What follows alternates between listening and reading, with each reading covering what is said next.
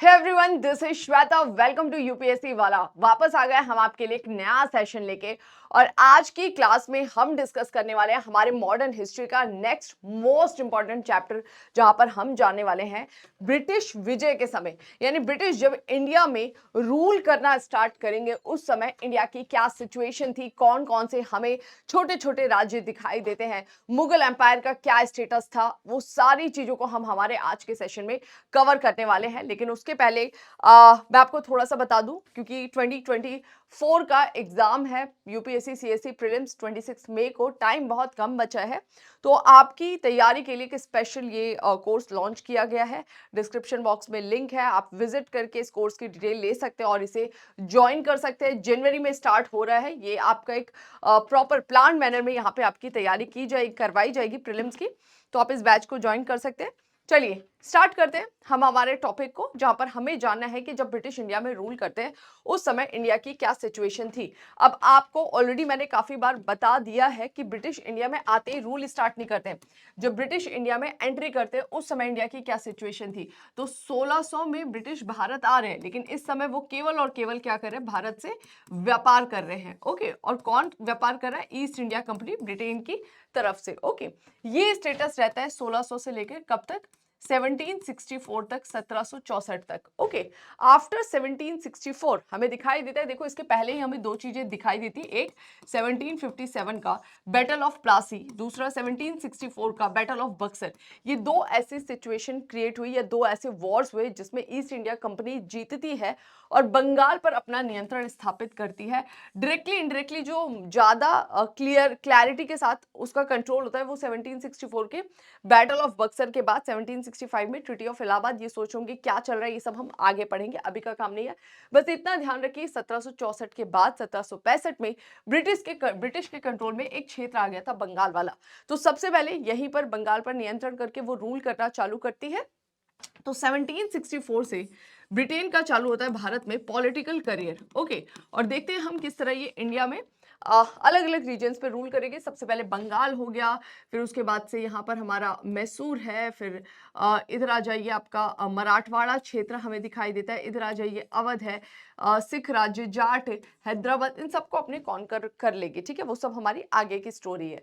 तो बेसिकली हमें यही जानना है इस समय, ये इस समय की बात कर रहा है। ओके, 18th सेंचुरी के मिड में, 18वीं शताब्दी के बीच वाले हिस्से में ब्रिटिश जब पहली बार एक क्षेत्र पे रूल करना चालू करती है, तो क्या ऐसा कारण था कि ब्रिटिश ये रूल रोकती नहीं है और जो केवल बंगाल तक स्टार्ट हुआ था वो पूरे ऑलमोस्ट इंडिया के 2/3 पार्ट को कवर कर लेगा। तो वो सारे चीजें कब समझ आएंगी, जब आप जानेंगे कि जब ब्रिटिश रूल स्टार्ट करती है उस समय इंडिया का स्टेटस क्या था, कोई इसे रोक क्यों नहीं पाया, क्या स्थिति थी भारत में। ओके, कौन कौन से राज्य दिखाई देते, कौन कौन से किंगडम्स थे, एम्पायर थे। इवन हम ये भी जानेंगे कि ब्रिटिश रूल के पहले हमें भारत में एजुकेशन सिस्टम कैसा दिखाई देता है, विमेंस की सिचुएशन कैसी दिखाई देती है, जो स्लेव है या दास व्यवस्था है वो हमें कैसे दिखाई देती है, हमारा जो इंडिया का आर्ट एंड कल्चर था वो किस तरह का था उस समय। ये इसलिए हमें जानना जरूरी है क्योंकि ब्रिटिश जब इंडिया में रूल चालू करेंगे, यहां से वो बोलेंगे भारत तो हमको पिछड़ा हुआ मिला था।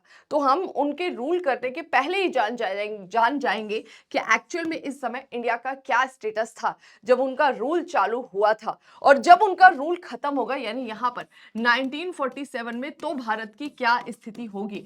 तो आपको इनके रूल के पहले की सिचुएशन जाननी है ताकि हम ब्रिटिश को मुंह तोड़ जवाब दे सके इस समय कि देखो तुम्हारे टाइम में हमारा कितना एक्सप्लॉयटेशन हुआ है, पहले हमारी ऐसी स्थिति नहीं थी। ओके, तो आई होप यहां तक आपको ये ओवरव्यू मिल गया होगा। अब देखो जल्दी जल्दी हम आगे बढ़ते हैं। किताब में जो लिखा है ऑलमोस्ट सारा कंटेंट मैं यहाँ पर लेकर आई हूँ। कुछ बच्चे ऐसे मैसेज करते हैं मैम आपने एक पैराग्राफ छोड़ दिया। देखो पैराग्राफ छोड़ा नहीं जाता है, एक एक लाइन नहीं ला सकते किताब की, यहाँ पर है ना, वहां पे 20 पेज का चैप्टर दे रखा है तो वो पॉसिबल नहीं है। तो क्या करते हैं, उसको हम एक्सप्लेन कर देते हैं। ठीक है, आपको क्या करना है, जो क्लास में करा है इसको अच्छे से याद करना है, बुक को एक बार पढ़ लेना है, जो भी आपको लगे ना एक्स्ट्रा पैराग्राफ उसको पढ़ लो, कहीं प्रॉब्लम है तो आप लोग पूछ सकते हैं। ठीक है, वैसे क्लास में सारा कुछ कवर हो जाता है। अब आ जाते हैं मुगल साम्राज्य का पतन। सबसे इंपॉर्टेंट क्या है कि जब ब्रिटिश इंडिया में एंट्री कर रहे थे, कब? 1600 में। उस समय भारत में एक बहुत बड़ा एम्पायर दिखाई देता है जिसे हम बोलते हैं मुगल एम्पायर। ओके, तो ब्रिटिश की एंट्री के समय हमें मुगल्स दिखाई देते हैं, लेकिन इस समय जब ब्रिटिश रूल चालू करते हैं भारत के क्षेत्र में, मुगल्स का डिक्लाइन हो जाता है। तो हमें यहाँ पर यही जानना है कि मुगल साम्राज्य का पतन हुआ तो क्यों हुआ। ये जब ब्रिटिश ट्रेड कर रही थी उस समय इतना बड़ा मुगल किंगडम था, लेकिन अचानक क्या हुआ, जब इस समय तक मुगल हमें गायब होते हुए दिखाई देंगे। तो मुगल्स के बारे में तो वैसे आप मिडिवल हिस्ट्री में पढ़ोगे, यहाँ पर क्योंकि बीच से स्टार्ट हो गई ये चीजें, तो हमें थोड़ा सा ओवरव्यू लेते हुए आगे बढ़ जाना है। क्या बोल रहा है, 18वीं शताब्दी के पूर्वार्ध में महान मुगल शासन की शक्ति एवं प्रतिष्ठा में भारी पतन हुआ। बोल रहा है 18th सेंचुरी कब स्टार्ट होगा, 1700 के बाद। तो आपको पता है कि 18वीं शताब्दी के पूर्वार्ध यानी कि जैसे ही 1700 के बाद का टाइम पीरियड शुरू होता है, मुगल्स का डिक्लाइन चालू होगा, स्पेशली 1707 में औरंगजेब की डेथ के साथ। ओके, यहां पर डिक्लाइन कैसा हुआ, ना केवल राजनीतिक सीमा सिकुड़ी अपितु प्रशासनिक ढांचा भी ध्वस्त हो गया। राजनीतिक सीमा का मतलब है कि जो मुगल एम्पायर हमें इतना बड़ा दिखाई देता था, कुछ ही सालों में इसकी टेरिटरी छोटी हो जाएगी क्योंकि आसपास के क्षेत्र इंडिपेंडेंट होने लगते हैं। तो ना केवल जो इसका पॉलिटिकल बाउंड्री था वो छोटा हो रहा है, बल्कि बोल रहे प्रशासनिक ढांचा भी ध्वस्त हो गया। मुगल्स ने पूरे अपने एम्पायर पे रूल करने के लिए एक प्रॉपर एडमिनिस्ट्रेटिव स्ट्रक्चर डेवलप किया था जो पूरी तरह से खत्म होने लग जाएगा। जैसे उन्होंने व्यवस्था किया था कि हम जगह जगह पे दीवान की नियुक्ति करेंगे, सूबेदार की नियुक्ति करेंगे, तो वो व्यवस्था जो थी ना वो ढहने लग जाएगी। कैसे ढही वो तो आपका मिडेवल का टॉपिक है। बस इतना ध्यान रखो कि 18th सेंचुरी के इनिशियल फेज में ही मुगल एम्पायर डिक्लाइन होने लगता है। टेरिटरी भी छोटी होती है, एडमिनिस्ट्रेटिव जो उसने स्ट्रक्चर डेवलप किया था वो भी कोलैप्स करेगी। ओके, औरंगजेब की गलत नीतियों ने मुगल साम्राज्य की स्थिरता को क्षीण किया। अब बोल रहे हैं कि शुरुआत कहां से हुई, तो देखो बाबर, हुमायूं, अकबर, ये सब आप पढ़ेंगे, यहां तक सब व्यवस्था चल रही थी ठीक ठाक। औरंगजेब जब रूल चालू करता है ना, तो औरंगजेब के टाइम पीरियड में मुगल्स ने काफी एक्सपांशन किया, उनका टेरिटरी काफी बढ़ा। औरंगजेब ही एक ऐसा मुगल एम्परर था जिसने दक्षिण भारत की तरफ पहली बार अभियान चलाया था।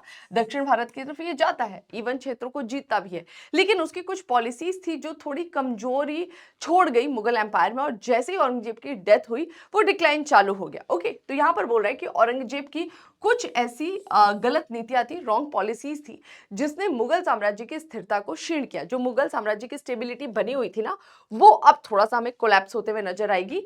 लेकिन सेना और प्रशासनिक व्यवस्था नामक दो स्तंभ 1707 ईस्वी तक सीधे खड़े रहे। बोल रहे जब औरंगजेब रूल करेगा तो उसकी कुछ ऐसी पॉलिसीज थी, जो कि देखो पॉलिसी बनाया जाता है, कभी कभी पॉजिटिव इंपैक्ट भी पड़ जाता है, कभी नेगेटिव भी पड़ता है। यहां पर यही हुई, उसकी नीति थोड़ी सी गलत हो गई। गलत होने की वजह से मुगल्स थोड़े से वीक होंगे, और वीक होके भी वो ठहर जाते अगर कोई पावरफुल रूलर आता। लेकिन आगे हमें पावरफुल रूलर दिखाई नहीं दिया, तो ये क्या हो जाएगा, कोलैप्स कर जाएगा। लेकिन जब औरंगजेब की डेथ हुई थी, इसके बाद भी हमें मजबूत मुगल सेना दिखाई देती है, मजबूत उनकी प्रशासनिक व्यवस्था दिखाई देती है। तो केवल औरंगजेब की गलत नीति नहीं, ये एक कारण बनती है। इसके अलावा जब औरंगजेब की डेथ हुई तो कोई पावरफुल उत्तराधिकारी था ही नहीं, कोई भी सक्सेसर ऐसा नहीं था जो इस मजबूत सेना और प्रशासनिक व्यवस्था के साथ चीजों को वापस स्टेबलाइज कर सके। तो यहां पर यही बोल रहा है कि आगे उत्तराधिकार की लड़ाई और कमजोर शासकों ने 1707 से 1719 तक दिल्ली को परेशान किया। मतलब कौन नया उत्तराधिकार बनेगा, आपस में भिड़ रहे थे, और जो बन भी रहा था वो इतना वीक, इतना कमजोर शासक थे, उनको कोई मतलब नहीं था कि हमको कैसे मुगल एम्पायर को वापस से स्टैब्लिश करना है। तो ये 1707 से 19 तक तो इसी असमंजस में चीजें चलती रही। चीजें आगे थोड़ी स्टेबलाइज होती है कैसे, तो यहां पर बताता है कि आगे मोहम्मद शाह मुगल एम्परर बनता है और लगभग 29 वर्षों की लंबी अवधि तक उसने शासन किया। लेकिन ये योग्य नहीं था, ये इतना योग्य नहीं था, ये चीजों का पुनर्गठन नहीं कर पाया, रीऑर्गेनाइज नहीं कर पाया, और इसकी अक्षमता के कारण शाही भाग्य का पुनरुद्धार संभव नहीं हुआ। यानी मुगल जो कोलैप्स कर रहे थे वो कोलैप्स होते ही गए। ओके, तो यहां पर केवल एक कारण ये नहीं था कि औरंगजेब की गलत नीतियां थी, बल्कि इसके अलावा भी रीजंस है कि भाई 1707 से 1709 तक तो लड़ाई चल रही है उत्तराधिकार के लिए। जब एक फाइनली अच्छा मिला भी, मतलब एक स्टेबल चीजें आई भी, वो इतना योग्य नहीं था कि चीजों को ठीक कर सके। ओके, आगे निजामुल मुल्क ने 1724 में वजीर के पद से इस्तीफा दिया तथा स्वतंत्र हैदराबाद राज्य की स्थापना की। ये थोड़ा सा ध्यान रखना है। अब हमें क्या दिखाई देता है कि कुछ मुगल्स के अंडर में ही ऐसे क्षेत्र आ रहे थे या मुगल्स के अंतर्गत ऐसे बड़े अधिकारी आ रहे थे जो कि चीजों को ठीक कर सकते थे। उसमें से एक था निजामुल मुल्क, जो 1724 से पहले कुछ समय तक वजीर के पद पर रहा था दिल्ली में, और उसने कोशिश भी किया कि हम चीजों को ठीक कर सके। लेकिन दिल्ली के शासक को मंजूर नहीं था कि कोई नए चेंजेस लाए जाए, वो उसी पुराने ढर्रे पे चलने के लिए तैयार थे। तो निजामुल मुल्क परेशान हुआ, परेशान होकर दक्कन चला गया और दक्षिण में जाकर उसने इंडिपेंडेंट स्वतंत्र हैदराबाद राज्य की नींव रखी। किधर गया भाई हैदराबाद? ये देखिए, ये रहा निजामुल मुल्क का हैदराबाद। ओके, तो इंडिपेंडेंट हैदराबाद स्टेट की नींव रखता है निजामुल मुल्क। तो अब ये क्या दिखाई दे रहा है? ये दिखाई दे रहा है मुगल सिस्टम कैसे कोलैप्स कर रहा है, यानी मुगल्स के अंडर में इंडिपेंडेंट एक स्टेट बन रहा है। ओके, यहां पर ये बता रहा है। अब ये भी रीजन है कि धीरे धीरे मुगल्स डिक्लाइन होंगे, अब इंडिपेंडेंट स्टेट बन रहा है तो मुगल्स की पावर धीरे धीरे कमजोर होगी ना, उसके क्षेत्र स्वतंत्र हो रहे हैं।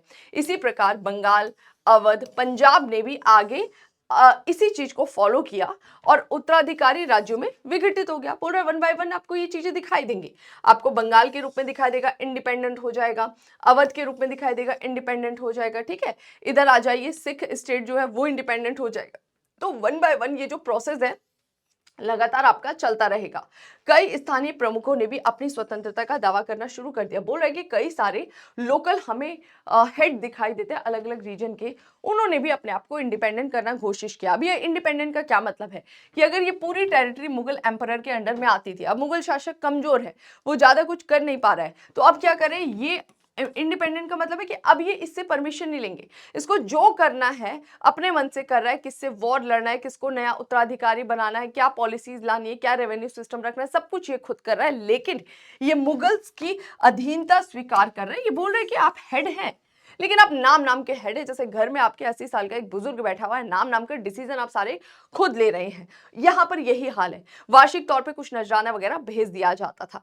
तो मुगल्स डिक्लाइन क्यों हुए वो तो आप मिडेवल में ज्यादा डिटेल से पढ़ेंगे। यहाँ पे कुछ पॉइंटर्स आपको बता दिया है। औरंगजेब की गलत पॉलिसी, उत्तराधिकार के लिए लड़ाई, कोई मजबूत उत्तराधिकार सामने नहीं आया, और जो कुछ महत्वपूर्ण क्षेत्र या फिर इनके सूबेदार या अन्य पदों पर कार्यरत व्यक्ति थे वो इंडिपेंडेंट होने लगे और फाइनली मुगल एम्पायर कमजोर हो गया, कमजोर होकर टूट गया। ठीक है, अब यहां पर बोल रहा है आगे क्या, साम्राज्य की अक्षुण्णता में मुगल के समक्ष चुनौती।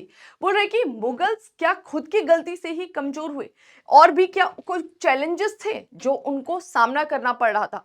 मतलब ये जो 18th सेंचुरी का मिड वाला फेज है, इस समय मुगल्स को कौन से बड़े चैलेंजेस दिखाई दे रहे थे? तो सबसे बड़ा चैलेंज जो हमें दिखाई देता है मुगल्स के सामने वो क्या था कि भारत का उत्तर पश्चिमी क्षेत्र, वहां से बहुत सारे आक्रमणकारी आ रहे हैं। इंडिया का नॉर्थ वेस्टर्न पार्ट स्पेशली जब मुगल्स रूल करते हैं, इस समय हमें 18th सेंचुरी के मिड में यानी 1740-39 के आसपास दिखाई देता है कि यहां से अफगानी शासक अटैक करते हैं। ओके, और वो जो अफगानी शासक अटैक कर रहे थे उससे मुगल्स बहुत वीक हो जाते हैं। एक तो आपका खुद का व्यवस्था ठीक नहीं चल रहा है, आपको पता है कि अब मुगल्स उत्तराधिकारी जितने भी वो वीक है, बहुत पावरफुल नहीं है, ऊपर से अटैक हो रहा है उन पर, वो भी मजबूत अफगानी शासकों का। तो मुगल साम्राज्य को उत्तर पश्चिम से बहुत सारे बाहरी आक्रमणकारियों का सामना करना पड़ा। फारस के शासक, फारस आपको पता है ना, अब आप लोग थोड़ा सा एटलस का सपोर्ट लिया करिए। मैं बार बार बोलती हूँ, north America, south America, Europe, Africa, पूरा एशिया, ऑस्ट्रेलिया, अंटार्कटिका, तो यहां पर आपका क्या पड़ता है? ओके, यहां पर आपका क्या पड़ता है? गल्फ ऑफ पर्शिया या पर्शियन गल्फ। ओके, तो ये जो यहां पर इसकी बात कर रहा है कि फारस के शासक यानी इस वाले रीजन के हमें एक रूलर दिखाई दे रहे हैं जिसका नाम था नादिर शाह। उसने 1738-39 में भारत पर हमला कर दिया। भारत पर क्या, ये इंडिया का नॉर्थ वेस्टर्न पार्ट का जो मुगल एम्पायर था वहां पर इसने अटैक किया और लाहौर को जीत लिया। ओके, और इतना ही नहीं, करनाल में मुगल सेना को पराजित किया। मयूर सिंहासन, कोहिनूर हीरा नादिर शाह की लूट की चीजें थी। अब ये अटैक करता है तो अटैक करके जो मुगल एम्परर था ना, शासक, उसको बंदी भी बना लिया इसने, मोहम्मद शाह। और बंदी बनाने के बाद से उसके राज्य की दो महत्वपूर्ण चीजें कौन कौन सी, एक जिसको बोल रहा है कोहिनूर हीरा और दूसरा मयूर सिंहासन, इसको वो अपने साथ ले गया। तो अटैक करके बहुत लूटपाट मचाते थे। ओके, आगे बोल रहा है कि उसने फारसियों को आगामी 3 वर्षों तक कर से छूट प्रदान की। मतलब राइटर बताते हैं कि उसको इस अटैक से जो आपका नादिर शाह है, इतना प्रॉफिट हुआ कि वो अपने क्षेत्र में जाके आगे 3 साल तक लोगों को बोलता है कि टैक्स में हम आपको छूट दे रहे हैं, इतना भारत से हम लूट करके लाए हैं। ठीक है, तो यहां से जो मुगल्स हैं इन पर अटैक चालू होगा इसी समय जब इनका डिक्लाइन चालू होता है। अब बोल रहा है नादिर शाह के पश्चात इतने पे कहानी रुकती नहीं है, 1 बाय 1 अटैक होंगे। फिर अटैक होता है किसका? अहमद शाह अब्दाली। उसने अफगानिस्तान पर अपना शासन कायम किया और वो भारत में कब अटैक करता है? 1748 से 1767 के बीच कई बार उत्तरी भारत पर अटैक किया। और ये बहुत था मुगल साम्राज्य के शासक को, सॉरी, मुगल एम्पायर का जो किंग था उसको वीक करने के लिए ये अटैक्स बहुत ज्यादा थे। ओके, क्योंकि ऑलरेडी वो छोटे क्षेत्र में सिमट कर रह गए हैं, मजबूत है नहीं वो, उसके अंदर कोई पॉलिसी है नहीं, कोई सेना पर काम कर नहीं रहा है। तो अब अटैक होगा तो ऐसी स्थिति आएगी कि ये मुगल एम्परर भाग खड़े होंगे। ओके, जो मुगल का शासक है वो यहां से भाग खड़ा होगा, दूसरे जो अपने क्षेत्र थे वहां पर जाके शरण लेंगे दूसरे राजाओं के अधीन, जो आप आगे पढ़ेंगे जब हम पढ़ेंगे ब्रिटिश के बारे में। ओके, 1757 में और स्थिति गड़बड़ा आ गई जब मुगल्स को नॉर्थ वेस्ट से तो अटैक का सामना करना पड़ रहा था। अब भारत में एक विदेशी आकर भारत के एक क्षेत्र पर अटैक करके उस पर रूल चालू करेगा। तो सबसे पहले 1757 में बैटल ऑफ प्लासी हुआ और 1764 में बैटल ऑफ बक्सर हुआ, और बैटल ऑफ बक्सर के बाद ट्रीटी ऑफ इलाहाबाद, जिसमें शाह आलम सेकंड जो उस समय का मुगल एम्परर जो अवध में बैठा हुआ था उसको अपने नियंत्रण में रख लेंगे, पेंशन भोगी बना देंगे ईस्ट इंडिया कंपनी। ओके, इतना बुरा हाल कर देती है मुगल शासक का। तो और स्थिति कमजोर हो गई 1757 के बैटल ऑफ प्लासी, 1764 के बैटल ऑफ बक्सर से। ओके, और फिर बोल रहा है कि इसमें मराठाओं ने और महत्वपूर्ण कदम निभा दिया। ओके, तो मराठा जो है वो भी लगातार मुगल्स पर अटैक कर रहे थे, वहां से वो वीक हो रहे थे, और फाइनली ऐसी स्थिति हमें दिखाई देती है कि कुल मिलाकर मुगल्स का डिक्लाइन हो जाएगा, क्योंकि चारों ओर से अटैक हो रहा है ना, इधर से हो रहा है, मराठा अटैक कर रहे हैं, यहाँ पर जो है बंगाल में ईस्ट इंडिया कंपनी का प्रभाव दिखाई दे रहा है। ठीक है, तो सबसे पहले हमने पढ़ा कि खुद के कारण क्या थे मुगल एम्पायर में, वो जाना। फिर बाहरी चुनौतियां क्या थी वो हमने जाना। नेक्स्ट, मुगल साम्राज्य के विघटन के अब सारे पॉइंटर्स हम देख लेते हैं जो किताब में दिया गया है, 1 लाइनर टाइप का इसको हम डिस्कस करेंगे। इसका इंपॉर्टेंस क्या है? देखो, प्रीलिम्स में तो पूछा जाएगा, मोस्ट इंपॉर्टेंट ये किस लिए हो जाता है? मेंस के पॉइंट ऑफ व्यू से आंसर राइटिंग में बहुत हेल्पफुल होगा। जब पूछा जाएगा डिक्लाइन तो आपको 4-5 पॉइंट्स याद है, आप प्रॉपरली डिफाइन कर दोगे, आंसर लिखकर आ जाओगे। और जब भी आप हिस्ट्री के आंसर्स लिखे, प्लीज ज्यादा से ज्यादा कोशिश करिए कि मैप पर चीजों को हाईलाइट करें। ओके, उससे थोड़ा सा क्रिएटिविटी झलकती है, प्रेजेंटेशन आपका अच्छा हो जाता है। 18वीं सेंचुरी के मिड में, ये तो आप पता लग गया ना, भारतीय अर्थव्यवस्था में तीव्र गिरावट आई, जिसका कारण साम्राज्य के अनेक हिस्सों में अराजकता। बोल रहे हैं कि मुगल साम्राज्य का पतन क्या हो गया। देखो, पतन का एक कारण भी क्या होता है? अर्थव्यवस्था का गिरना। अगर आपकी इकोनॉमी धीरे धीरे डाउन हो रही है तो आप वीक हो जाओगे ना भाई, आपके पास पैसा नहीं है, पैसा नहीं है तो आप सेना पे कैसे खर्च करोगे, आप प्रशासनिक अधिकारियों पे कैसे खर्च करोगे, धीरे धीरे आप तकनीकी पर काम नहीं करोगे और वो सारी चीजें वीक हो जाएंगी। यही मेन पिलर होता है, सेना, प्रशासनिक अधिकारी, आपके पास जो भी हथियार है, और यही तीनों वीक हो गया तो आप कोलैप्स करोगे। तो यहां पर यही बोल रहा है कि इकोनॉमिकली हमें दिखाई देता है कि डिक्लाइन या डाउनफॉल होता है 18वीं सेंचुरी के मिड में। क्यों इकोनॉमिकली डाउनफॉल? इसलिए हुआ व्यापार वगैरह कमजोर हो जाएगा। क्यों? लगातार चारों ओर से वॉर चल रहे हैं भाई, अटैक हो रहा है।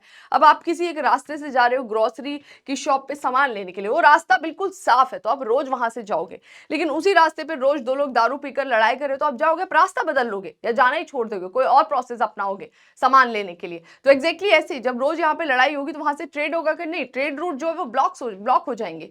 तो बस यहाँ पर यही दिखाई दिया, जब ट्रेड ब्लॉक होगा तो धीरे धीरे इकोनॉमी कोलैप्स करेगी। लोगों का प्रांतों की ओर प्रस्थान, बाजारों की प्राथमिकता में कमी, कलाकारों द्वारा आजीविका के लिए अन्य स्थानों पर गमन। अब कोई पावरफुल मुगल शासक नहीं है तो वो कलाकारों को संरक्षण नहीं देगा। जो बड़े बड़े कलाकार मुगल्स के दरबार में रहते थे वो धीरे धीरे वहां से जा रहे हैं, छोटे प्रांतीय क्षेत्रों में जा रहे हैं। जो क्षेत्रीय शासक पनप रहे हैं ना, उनके पास वो जा रहे हैं। लोग भी अब यहां पर मूव करना चाह रहे हैं। बाजारों की प्राथमिकता में धीरे धीरे हमें कमी होते हुए दिखाई दी, कृषि की तरफ लोग ज्यादा मूव कर रहे हैं। आगे सिख विद्रोह ने स्थिति को और गंभीर बना दिया, जिसने व्यापारिक मार्ग को अवरुद्ध किया। यहाँ पर लगातार सिख विद्रोह हो रहा है, यहाँ पर दिखाई देगा आपको, ये रहा सिख रीजन। ओके, तो यहाँ पर इतना ज्यादा रिवोल्ट हो रहा था कि इधर से होने वाले भी ट्रेड रूट जो है वो धीरे धीरे ब्लॉक हो जाएंगे। बंगाल, बिहार, उड़ीसा के पूर्वी प्रांतों में मराठाओं के आकस्मिक हमलों ने विनाशकारी युद्ध को बढ़ावा दिया। अब देखो ये जो मराठास थे ना, ये लगातार अटैक कर रहे थे। कहाँ पे? बंगाल वाला रीजन है, बिहार वाला रीजन है, उड़ीसा वाला रीजन है, तो लगातार यहाँ पर अटैक हो रहे थे। और जब मुगल्स के अंडर में ये क्षेत्र था, इतने बार मराठा अटैक करते थे। स्पेशली उनकी एक टेक्निक थी जिसको बोलते थे छापामार युद्ध पद्धति, उससे बहुत ज्यादा परेशान थे मुगल्स। तो वो धीरे धीरे यहाँ पर भी डिस्टर्बेंस क्रिएट होते हुए हमें नजर आती है। ठीक है, नेक्स्ट, तो यहाँ पर सबको समझ में आ गया कि कारण क्या थे मुगल साम्राज्य के विघटन के। बहुत सारे इकोनॉमिकली वीक हो रहा है, लोग जो है वो प्रांत की तरफ मूव कर रहे हैं, छोटे छोटे स्टेट्स हमें नजर आ रहे हैं। इसके अलावा सिख विद्रोह हो रहा है, इधर मराठाओं का विद्रोह हो रहा है, बाहर से अटैक हो रहे हैं, कितने सारे तो आपको कारण मिल गए। आगे बोल रहा है कि मुगल साम्राज्य के विघटन की प्रक्रिया कैसे चालू हुई, प्रोसेस क्या था। 1707 में औरंगजेब की मृत्यु के बाद इसमें तीव्रता आई। देखो प्रोसेस जो है वो कब हमें प्रॉपरली दिखाई देता है, जैसे ही औरंगजेब की डेथ हुई, क्योंकि वो बहुत योग्य था, मतलब मैनेजमेंट वाइज।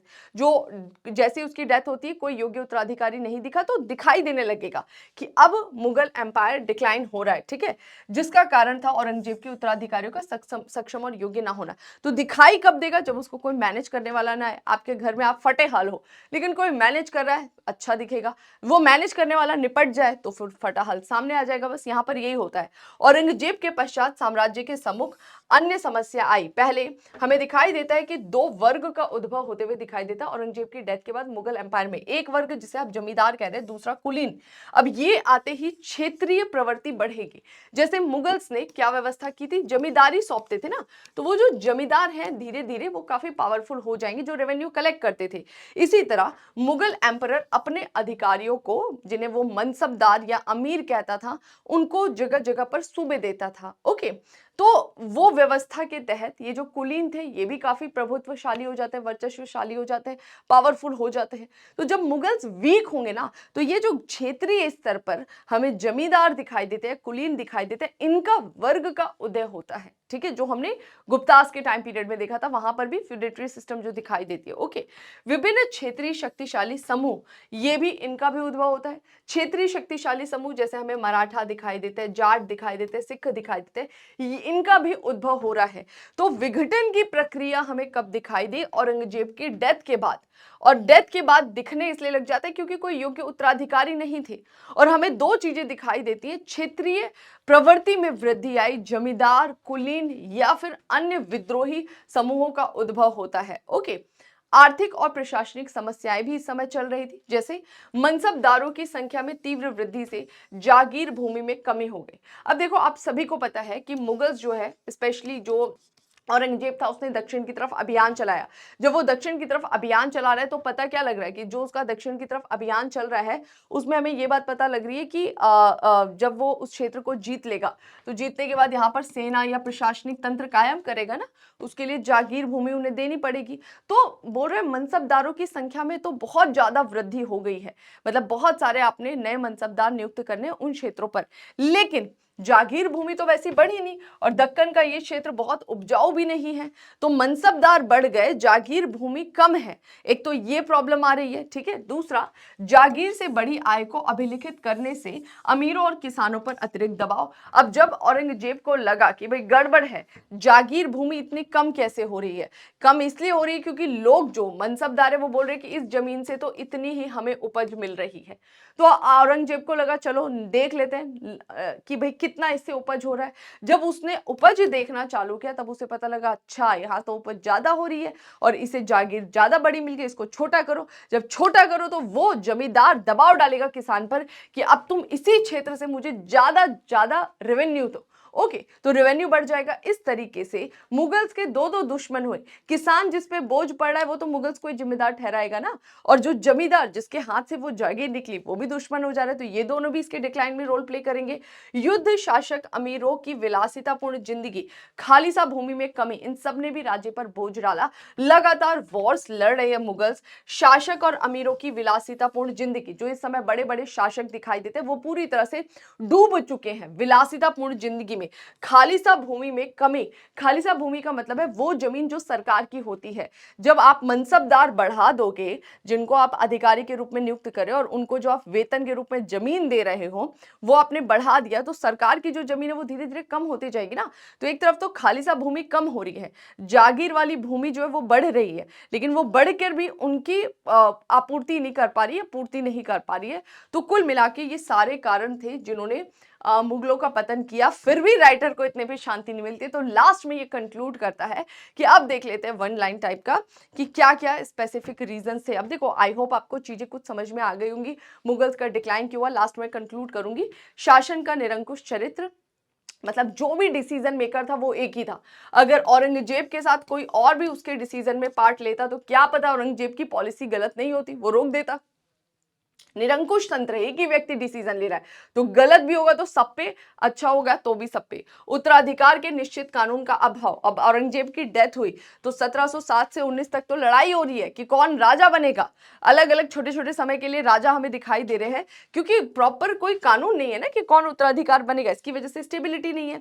सेना की बिगड़ती स्थिति, सेना कैसे स्टेबल रहेगी जब आपकी इकोनॉमी वीक हो रही है, तो सेना को आप पेट कैसे भरोगे। तो सेना जो है धीरे धीरे कमजोर होते हुए दिखाई देगी। साम्राज्य की सीमाएं बेहद व्यापक, आपने इतना बड़ा टेरिटरी एस्टैब्लिश किया, लेकिन उस टेरिटरी का मैनेजमेंट कैसे करना है वो आप नहीं देख पा रहे हैं।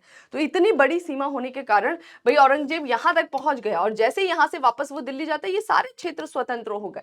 तो इतनी बड़ी सीमा स्थापित करने के बाद उसको स्टेबल कैसे करना है, ये बहुत बड़ी चीज होती है।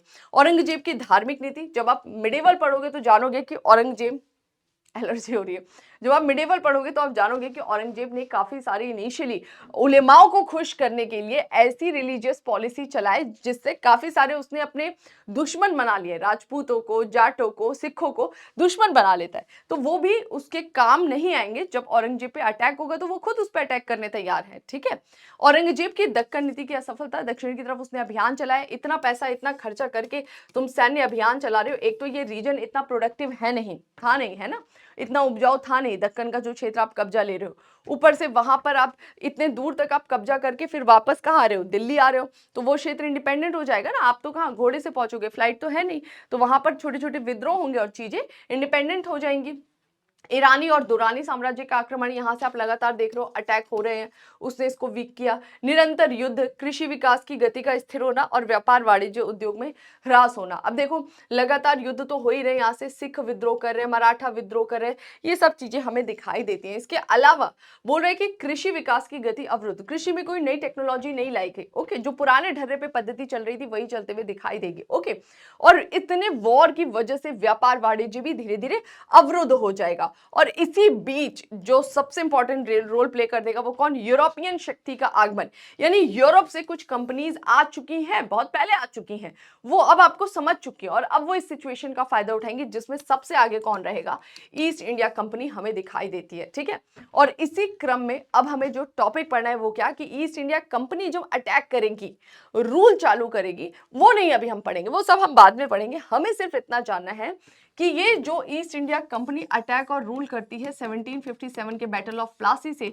1764 का बैटल ऑफ बक्सर और आगे के समय, तो इस समय तक भारत की क्या स्थिति थी। तो बेसिकली 1707 में औरंगजेब की डेथ से लेके 1757 या 60 तक भारत का क्या सिचुएशन था, कौन कौन से राज्य हमें दिखाई देते, यही हमें इस चैप्टर में कंक्लूड करना है। ओके, आगे बढ़ते हैं। स्वायत्त क्षेत्रीय राज्यों का उदय, मुगल एम्पायर टूटा, बहुत सारे हमें इंडिपेंडेंट स्टेट दिखाई देंगे। एक जिसको आप बोल रहे हैं उत्तराधिकार राज्य, उत्तराधिकारी राज्य का मतलब है ऐसे क्षेत्र जो मुगल एम्पायर में ही आते थे और अभी भी आते हैं, उन्होंने मुगल शासकों की अधीनता स्वीकार करते हुए खुद को इंडिपेंडेंट कर लिया। यानी वो ये नहीं बोल रहे कि हम मुगल से अलग हैं, लेकिन ना तो वो वॉर लड़ने के लिए, ना ट्रिटी करने के लिए, ना उत्तराधिकार के लिए किसी भी तरीके से मुगल्स पर डिपेंडेंट है। वो सारे डिसीजन इंडिपेंडेंटली ले रहे हैं, तो वो इंडिपेंडेंट ही स्टेट हो गए ना, लेकिन वो उसकी अधीनता फिर भी स्वीकार कर रहे, उसे वार्षिक रूप से नजराना देते और मुगलों के हस्ताक्षर को वैल्यू करते थे वो। तो ऐसे राज्य हमें 3 दिखाई देते, अवध, बंगाल और हैदराबाद। ये रहा जी बंगाल, ठीक है, ये रहा अवध और ये रहा हैदराबाद। तो ये 3 जो है लोकेशंस आपको याद रखनी, ये उत्तराधिकारी राज्य माने जाते हैं। स्वतंत्र राज्य, इंडिपेंडेंट स्टेट छोटे से, मैसूर, केरल, राजपूत राज्य, ये वो क्षेत्र थे जिन्होंने अपने आप को इंडिपेंडेंट घोषित कर लिया था कि हमारा तुमसे कोई लेना देना नहीं है, अब हम इंडिपेंडेंट स्टेट के रूप में हैं। तो इधर आ जाइए, इधर आपको क्या दिखाई देगा, कौन कौन सा बताया इसने, मैसूर, केरल और राजपूत। तो यहां पर है आपका राजपूत स्टेट, ठीक है। इधर आ जाइए आपका मैसूर हो गया और इधर आ जाइए आपका केरल। तो ये जो 3 क्षेत्र थे ना, इन्होंने अपने आप को इंडिपेंडेंट स्टेट का दर्जा दिया। लास्ट, मुगलों के विरुद्ध विद्रोहियों द्वारा स्थापित राज्य, जो कि मुगल के विरुद्ध काफी पहले से विद्रोह कर रहे थे, लेकिन जब मुगल पावरफुल थे तो उन्होंने इनको दबा के रखा था। जैसे ही मुगल्स वीक हुए वैसे सिचुएशन एकदम चेंज हो गई। तो मुगलों के विरुद्ध विद्रोहियों द्वारा स्थापित राज्य में मराठा, पंजाब और जाट दिखाई देते हैं। तो किधर है जी मराठा, ये रहा बीच वाला क्षेत्र मराठा हो गया, इधर आ जाइए पंजाब हो गया और इधर हमें जाट दिखाई देते हैं। तो ये जो है इनको बोलते हैं विद्रोही, जिसको मुगल्स ने कंट्रोल किया हुआ था, दबा के रखा था, लेकिन उनके वीक होते ही इंडिपेंडेंट हो जाएंगे। इन्होंने खुद को इंडिपेंडेंट घोषित कर दिया और ये जो है उत्तराधिकारी राज्य के रूप में जाने गए। अब वन बाय वन हमें इन सबको स्टडी करना है, बहुत तेजी से हम आगे बढ़ेंगे, ज्यादा टाइम लगाने की इसमें जरूरत है नहीं, बहुत बेसिक सा है। हाँ, और एग्जाम में इतने ज्यादा इससे क्वेश्चंस भी नहीं पूछे जाते हैं, ठीक है, ऐसा नहीं कि बहुत ज्यादा वेटेज है इसका, तो हम बहुत फोकस करें, बस कंसेप्ट ये क्लियर रहेगा तभी आगे की चीजें आपको क्लियर होंगी। अगर ये क्लियर नहीं है तो बहुत प्रॉब्लम हो जाएगा। उत्तराधिकारी राज्य कौन कौन से हैं, हैदराबाद, अवध, बंगाल, इन तीनों के बारे में हम वन बाय वन पढ़ेंगे, थोड़ा थोड़ा देखते हुए आगे निकलेंगे। हैदराबाद, अवध, बंगाल, पहले लोकेशन देखो, इधर बंगाल है, इधर अवध है और इधर हैदराबाद है, दक्कन का एक सूबा। तो बोल रहे हैं कि हैदराबाद, अवध, बंगाल मुगल साम्राज्य के आधिपत्य से छूट गए और स्वतंत्र राज्यों की स्थापना की। इन्होंने अपने डिसीजन इंडिपेंडेंट लेने चालू किए। इन राज्यों में औपचारिक तौर पर मुगल साम्राज्य के प्रति अपनी निष्ठा त्याग नहीं किया। ये ध्यान रखना है, इसको स्टार बना लेंगे कि ये मुगल्स की अधीनता स्वीकार कर रहे हैं। ये नहीं बोल रहे कि हमारा तुमसे कोई लेना देना नहीं है, लेकिन पूरी स्वायत्तता का निर्वहन करना शुरू किया। जितने भी राइट्स थे उसको इंडिपेंडेंटली यूज करना वो चालू करेंगे, मुगल से कोई परमिशन नहीं लेंगे, ठीक है। तो ये हमारे 3 स्टेट्स दिखाई देते हैं, इसको हम सबसे पहले पढ़ेंगे। सबसे पहले हैदराबाद की बात कर रहा है। हैदराबाद जो है इसकी नींव किसने डाली, हैदराबाद की नींव डालने में जिसका रोल था उनका नाम था निजामुल मुल्क। निजामुल मुल्क की अगर हम बात करें तो ये सैयद बंधुओं को ठिकाने लगाने में मोहम्मद शाह की मदद करते हैं। हमने अभी पढ़ा 1719 के बाद ये जो मुगल एम्परर था, यहां पर हमें कौन दिखाई देता है, मोहम्मद शाह दिखाई देता है। मोहम्मद शाह 29 वर्षों तक शासन करता है, हालांकि वो बहुत ज्यादा स्टेबिलिटी नहीं ला पाया था। तो मोहम्मद शाह की मदद किसने की थी, सैयद बंधुओं को हटाने में मोहम्मद शाह की मदद की थी निजामुल मुल्क ने। और जब ये शासक बना तो इसने वजीर के रूप में नियुक्ति की और हमें पता लगता है कि 1722 से 1724 तक निजामुल मुल्क दिल्ली में वजीर के पद पर कार्यरत रहा। वजीर का पद बहुत महत्वपूर्ण रहता है। निजामुल मुल्क बहुत योग्य व्यक्ति था, वो चाहता था कि दिल्ली को वापस से उसकी वो जो पुरानी प्रतिष्ठा थी वो दिलाई जाए, मुगल एम्पायर को वापस मजबूत किया जाए। उसने काफी बार ट्राई करा, लेकिन मोहम्मद शाह थोड़ा निकम्मा टाइप का, मतलब क्या बोलेंगे कि उसको कुछ चेंज नहीं चाहिए था, बेसिकली वो खुश था, जो चल रहा था सही है, बस बहुत है, इस टाइप का। तो फिर दुखी होकर निजामुल मुल्क यहाँ से चला जाता है और जो उसको पहले एक दक्कन का सूबा मिला था वो वहीं चला जाता है। पहले इसे दक्कन का सूबेदार नियुक्त किया गया था, वो वापस चले जाता है कि छोड़ो, इनको कोई फर्क नहीं पड़ता है, मैं खुद जाके दूसरे क्षेत्र में अपने हिसाब से मैनेज करता हूँ। तो वो दक्कन के सूबे में जाते हैं यहाँ पर और उसने 1724 में हैदराबाद राज्य की नींव रख दी और जब तक निजामुल मुल्क जिंदा रहा उसने हैदराबाद का बहुत ही अच्छे तरीके से मैनेजमेंट किया, इसको बहुत पावरफुल स्टेट के रूप में दिखाया।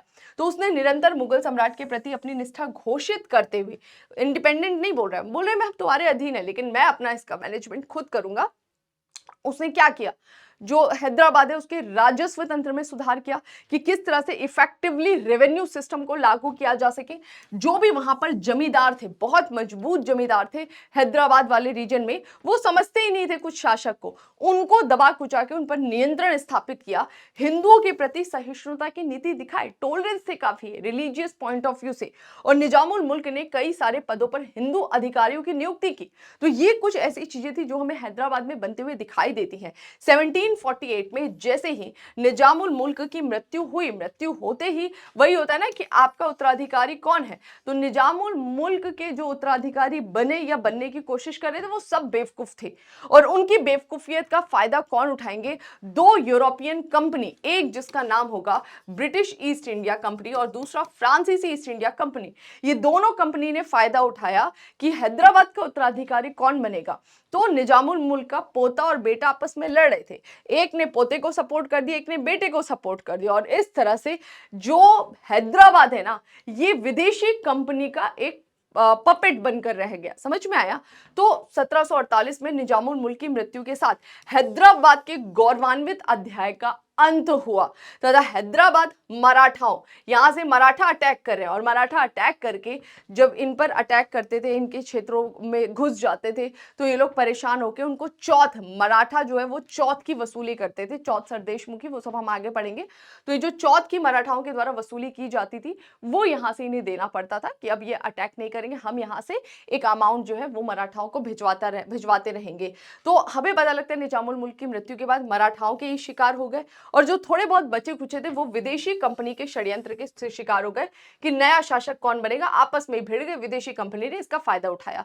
तो ये था हैदराबाद का इतिहास शुरुआत से लेके अंत तक। बाकी जो है वो हम पढ़ेंगे जब हम ब्रिटिश के बारे में देखेंगे कि वो कैसे अटैक कर रही है अलग अलग रीजन्स में। अब आ जाते हैं दूसरा उत्तराधिकारी राज्य बंगाल। जी ये रहा बंगाल, इसका क्या स्टेटस था?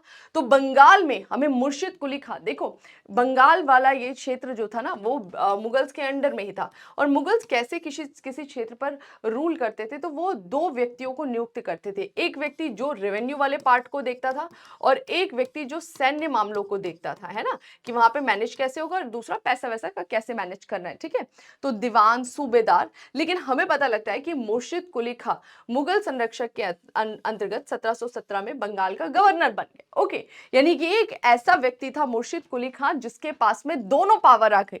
अगर आपको पैसा मैनेज करना हो, आपको एडमिनिस्ट्रेशन मैनेज करना है, तो आप करप्ट हो जाओगे, नहीं हो जाओगे। तो इस वजह से मुगल्स ने दोनों पर अलग अधिकारियों की नियुक्ति की थी। लेकिन 1717 से बंगाल में व्यवस्था खत्म कर दी, मुर्शिद कुली के पास में ये सारी राइट्स आ गए। और हमें पता लगता है कि 1727 में सुजाउद्दीन, 1739 में अली वर्दी इसके उत्तराधिकारी हुए। और ये सब उत्तराधिकारी वंशानुगत चल रहे हैं, यानी मुर्शिद कुली खां आखिरी व्यक्ति था जिसको मुगल्स ने अपॉइंट किया था एज अ गवर्नर। उसके बाद से जितने भी बनेंगे वो सब बेटे पोते, ये वाला हेरिडिटरी बेस्ड सिस्टम चल रहा है। तो ये हमें दो नवाब दिखाई दिए। अली वर्दी के बाद उसका पोता 1756 में, जिसका नाम होता है सिराजुद्दौला, इसकी स्टोरी हम पढ़ेंगे। सिराजुद्दौला बंगाल का नया नवाब बना। और यहां पर जब सिराजुद्दौला शासक बनता है तो इसकी भिड़ंत होती है किससे? ईस्ट इंडिया कंपनी से, वो सब हम आगे देखेंगे। तो कुल मिलाकर बंगाल में सिराजुद्दौला तक तो स्थिति अच्छी थी, मुर्शिद कुली खां से सिराजुद्दौला पे स्थिति बिगड़ी। क्यों बिगड़ेगी वो हम जब ईस्ट इंडिया कंपनी के बारे में पढ़ेंगे तब देखेंगे। बंगाल के शासकों ने लोक नियुक्ति में धार्मिक आधार पर भेदभाव नहीं किया। अब ये जो टाइम पीरियड था 1717 से 1756 तक, जब Bengal as a independent state rule कर रहा था, तो इस समय बंगाल में बहुत अच्छे से सिस्टम को मैनेज किया जा रहा था। वहां पर मुर्शिद कुली खां, अली वर्दी खां कोई भी धर्म के आधार पर भेदभाव नहीं कर रहा, यानी ये भी धार्मिक रूप से सहिष्णु थे। इन्होंने विदेशी कंपनियों पे कठोर नियंत्रण रखा। जब तक ये लोग रूल कर रहे थे बंगाल में, चाहे फ्रांसीसी थे चाहे ईस्ट इंडिया कंपनी थे, वो बोलते थे हम किलेबंदी बनाएंगे। बोले कैसे किलेबंदी? कोई किलेबंदी आप यहां नहीं कर सकते। वो बोलते थे कि हमें कुछ स्पेशल प्रिविलेजेस चाहिए, बोलते थे कोई आपको विशेषाधिकार नहीं दिया जाएगा। तो इन्होंने नियंत्रण रखा। लेकिन सिराजुद्दौला के बाद कुछ ऐसी स्थिति क्रिएट हुई जिससे इन कंपनीज पर कंट्रोल नहीं किया जा सका, वो भी हम आगे देखेंगे। थोड़ा सा समझ कर चलो, एक साथ हम सब चीजें नहीं कवर कर सकते, जब ईस्ट इंडिया पढ़ेंगे तभी हम वहां देखेंगे। ठीक है, लेकिन 1757 में बैटल ऑफ प्लासी ने ब्रिटिश कंपनी की विजय के साथ भारत में ब्रिटिश संबंधों का एक नया चरण का सूत्रपात किया। और यहां से एक नई स्टोरी चालू होती है बंगाल की, जब ब्रिटिश कंपनी घुस जाएगी बंगाल में 1757 के बैटल ऑफ प्लासी के बाद। इसमें भी हमारी बेवकूफी थी, कैसे थे वो सब आगे देखेंगे। अब आ जाते हैं अवध के बारे में। ये पहले मैं आपको स्टेट के बारे में बता रही हूं, अभी स्टेट का क्या हुआ ब्रिटिश के साथ, जब हम ब्रिटिश के बारे में पढ़ेंगे ना तब हम जानेंगे। अभी जैसे आपने हैदराबाद देखा, कब बना, कब तक चीजें मैनेज करी, बंगाल देखा, अब अवध पर आ जाओ। सादत खां बुरहान उल मुल्क ने 1722 में अवध के गवर्नर के रूप में नियुक्ति के साथ स्वतंत्रता प्राप्त करना शुरू किया।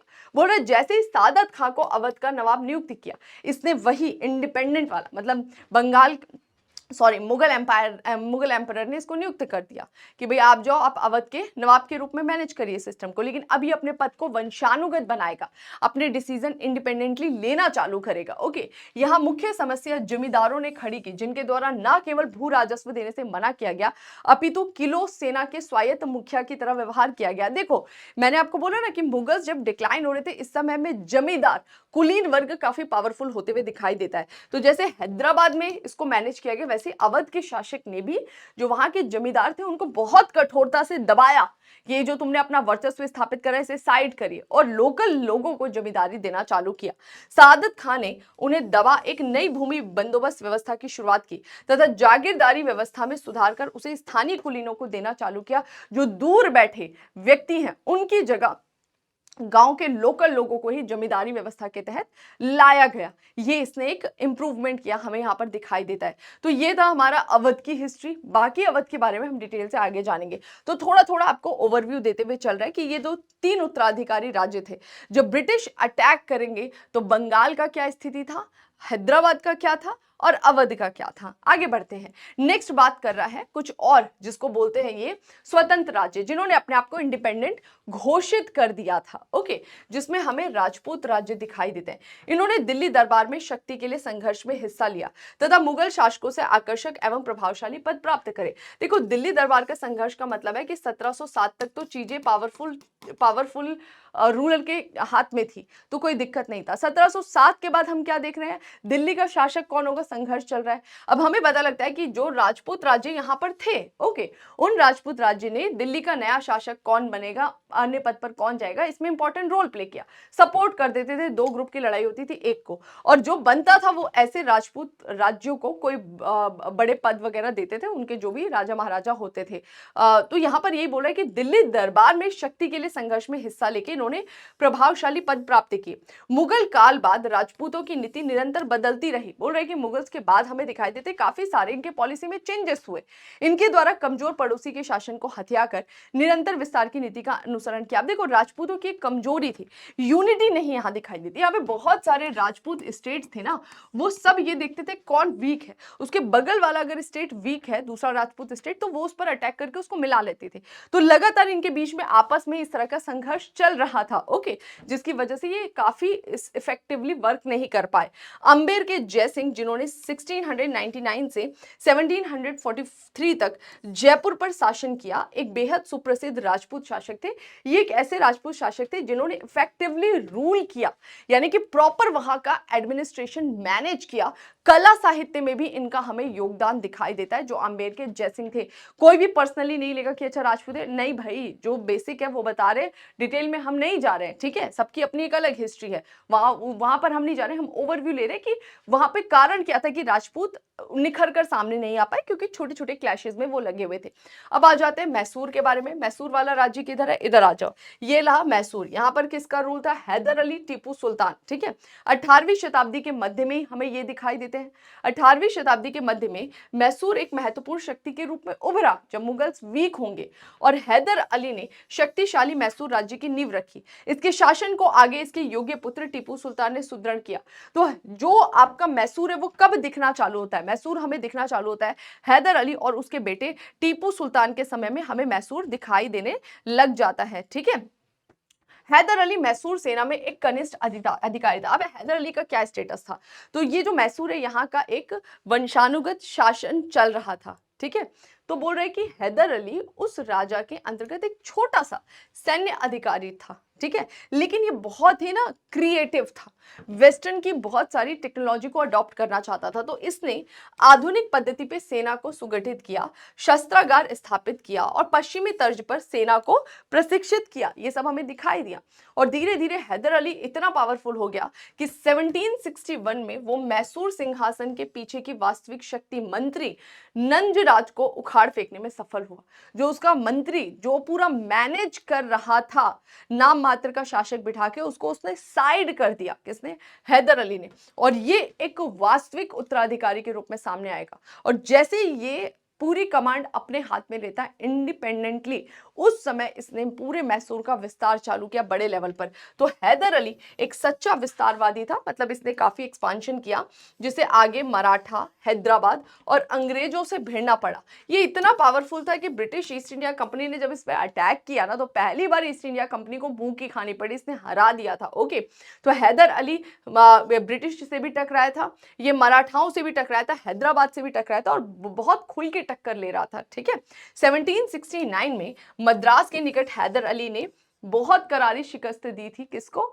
ईस्ट इंडिया कंपनी को। लेकिन 1782 में पिता की मृत्यु, मतलब हैदर अली की मृत्यु हो गई थी ईस्ट इंडिया कंपनी के साथ ही वॉर लड़ते हुए, उसके बारे में हम आगे जानेंगे। तो हैदर अली 1782 तक कमांड लेकर आया। 1782 में जैसे उसकी मृत्यु होती है, पूरा का पूरा कमांड किसके हाथ में आ जाता है? उसके बेटे टीपू सुल्तान के हाथ में। और कब तक चलेगा? 1799 तक चलेगा। लेकिन इस समय क्या होता है? ईस्ट इंडिया कंपनी के साथ में इनके वॉर चलते हैं, वो सब हम आगे देखेंगे। तो मैसूर का स्टेटस समझ में आ गया, हैदर अली और टीपू सुल्तान ये उधर का मैनेज कर रहे थे। केरल के बारे में देखते हैं। तो केरल के बारे में क्या बता रहा है? लोकेशन आई होप आपको दिखाई दे रही होगी, ये वाला रीजन है, ठीक है। तो केरल ये 3 राज्य में दिखाई देते हैं, कोचीन, कालीकट और कालीकट। इन राज्यों को मिलाकर हमें दिखाई देता है जो क्षेत्र, उसे हम बोलते हैं, ये थोड़ा सा टाइपिंग एरर हो गया है, ठीक है। यहाँ पर क्या बोल रहा है? 18वीं शताब्दी के मध्य में मैसूर एक महत्वपूर्ण शक्ति के रूप में उभरा तथा हैदर अली ने शक्तिशाली मैसूर राज्य की स्थापना की। इसके शासन को आगे योग्य पुत्र